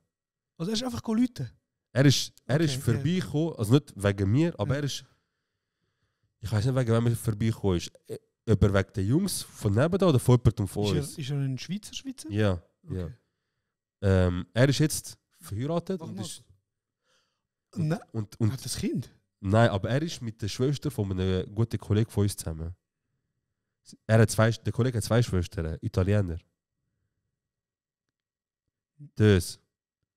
Auch vom Schidi und so Ecke. B als Nachname? Nein, L. Egal, verstehst du noch? Keine Ahnung wer. Bro, auf jeden Fall ist er dann so gekommen, er sagt, was läuft und so. Er so, weißt du, er muss reinkommen. Eben entweder mit dir, mit dem Gilly wahrscheinlich weniger, oder mit irgendjemandem aufgemacht. Auf jeden Fall ist er reingekommen. Dann bin ich schon mit ihm auf unserem Balkon und ich sehe, man, direkt ist er am Brennen, Bro. Das ist auch so. Ich so, weißt du noch, wo du und der Moritz mir 300 Stutz da... Also Moritz ist ein erfundener Name? Der ist echt. Er ist los, Bro. Also du hast seinen echten Namen gesagt? Ja. Nach dem sage ich nicht, Bro. Tamam, aber das ist echt. Scheißegal, Bro. Sarah, das ist auch echt. Lüge. Okay. Auf jeden Fall, ja, Bro, ich kann nicht sagen, 300 Stutz und nachher etwas von 15 Euro aufmachen und nachher er los, er was er ist einfach beklaut worden. Aber du mich, vergiss nicht.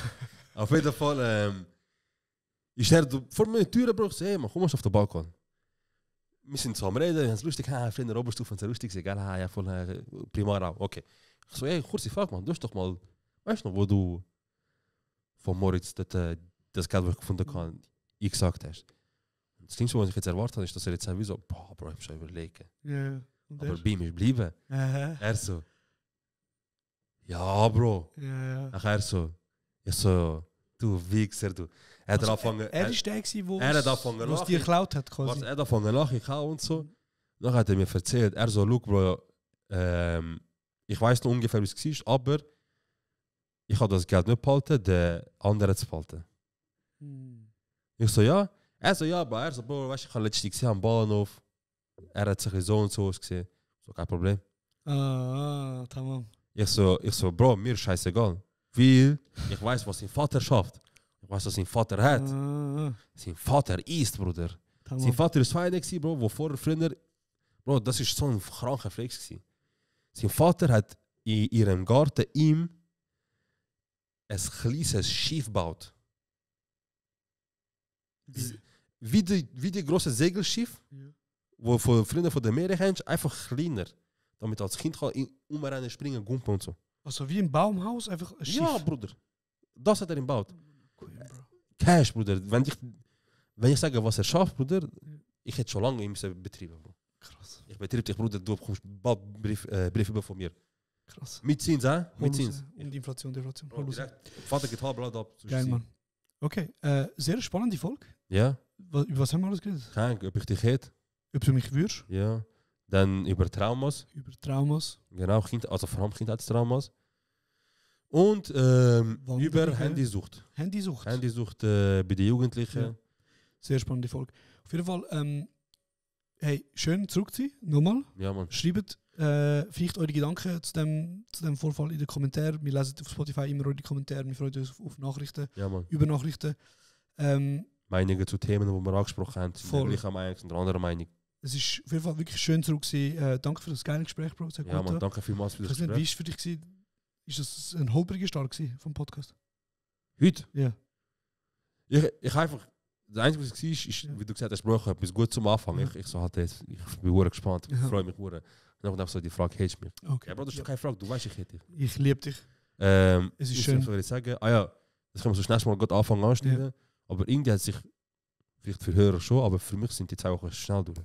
Ja. Ich bin sehr schnell durchgegangen. Ich bin krank gewesen, du bist, also ich bin noch krank, aber ich bin am Abflachen. Ich hätte es eigentlich genommen, plus hast letzte Woche Schule gehabt, Termine. Also, ja, man, ist doch nicht zu unterschätzen. Auch wenn wir 2 Wochen haben, wir müssen irgendwie trotzdem. Aber egal, wir können erstmal mit der Community zusammen reden. Genau, weil ihr sie gehört, wir machen jetzt mal für den Moment auf jeden Fall im 2-Wochen-Takt, aber nichtsdestotrotz, ich finde es ein gutes Gespräch. Ah, ich auch. Hat gut da. Ich bin jetzt ein bisschen in my feelings, Bro, weil... Ja, ich auch. Weil Übrigens, kein was ihr gecheckt habt und gesehen habt. Sorry, Bro, mach es schon fertig. Nein, jetzt hast du mich schon, Bro. Okay. Sorry, ist mir Stärke. Übrigens, falls ihr nicht schon gesehen habt und nicht schon gehört habt, es ist leider genau zu einer Zeit passiert, wo wir sogar, also wo wir gar Pause gemacht haben, wir haben sogar länger gehabt, aber wir sind nominiert gewesen bei den Swiss Influencer Awards, bei Top Podcasts. Wir haben es nicht in die Top 3 geschafft. Scheiße.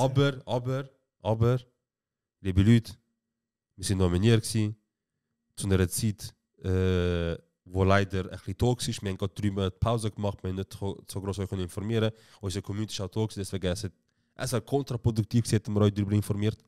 So proaktiv, es hat es nicht gebracht, es hat nur 3 gesehen. Also, hat es dich interessiert, dass du da nominiert bist? Nein, aber ich finde, also nicht, dass ich jetzt sage, oh mein Gott, ja, nominiert, aber es ist okay, schon gut. Schon gut zu wissen. Nicht? Ich finde, nach dem, also dem letzten Debakel, was passiert letztes Jahr? also ich habe einfach kein Interesse an dem Event gehen, weil ich das Event sehr Ja, Bro, das ist doch... Bro, es geht nicht darum, dass ich an dem Event dabei bin, es geht mehr darum, dass ich einfach sagen, ah cool, weißt du, so nominiert wurde. Es geht darum, dass ich würde sagen, so... Aber wenn wir jetzt nicht nominiert gewesen wären, das wäre jetzt Wurst. Aber ich würde mehr den Leuten sagen, wieso nicht, dass sie das Gefühl haben, so... Wir sind nominiert worden und irgendwie... Bro, wir haben einfach Pause gehabt. Wir haben nicht informiert, wir haben niemandem etwas gesagt, wir haben einfach Pause gehabt. Falls ihr euch fragt, so, wir sind wirklich länger in Pause gewesen, haben nichts gepostet, nichts geteilt. Und das ist nicht, weil wir irgendwie proaktiv sagen, wir machen extra nichts, um noch mehr drauf schießen. Sondern das ist wirklich so gewesen, wir sind in der Pause gewesen. Aber ja, wir sind nominiert, Bruder. Einmal mehr. Und sind nicht in die Top 3 gekommen jetzt. Einmal mehr. Scheiß mal auf den. Aber egal, den haben wir, den, wo wir ja. geredet haben, wo man kennt, ist nicht so wichtig und so krass. Jede Folge da. Ja, Und ich meine, ich könnte jetzt für andere Top-Podcasts abstimmen, die in den Top 3 sind. Ja, Mann, ich weiß nicht, wer ist, aber genau. jemandem geben wir unsere Stimme. Ja, und jemandem auf jeden Fall nicht, aber ja, ich erzähle es dir dann. Okay. Auf jeden Fall, danke fürs Zuhören, haut Kommentare rein, danke für das unnötig lange Outro, Serat. Bro, wieso ist doch mal gut, etwas anderes? Aber viel Liebe und bis in 2 Wochen. Ja, Mann.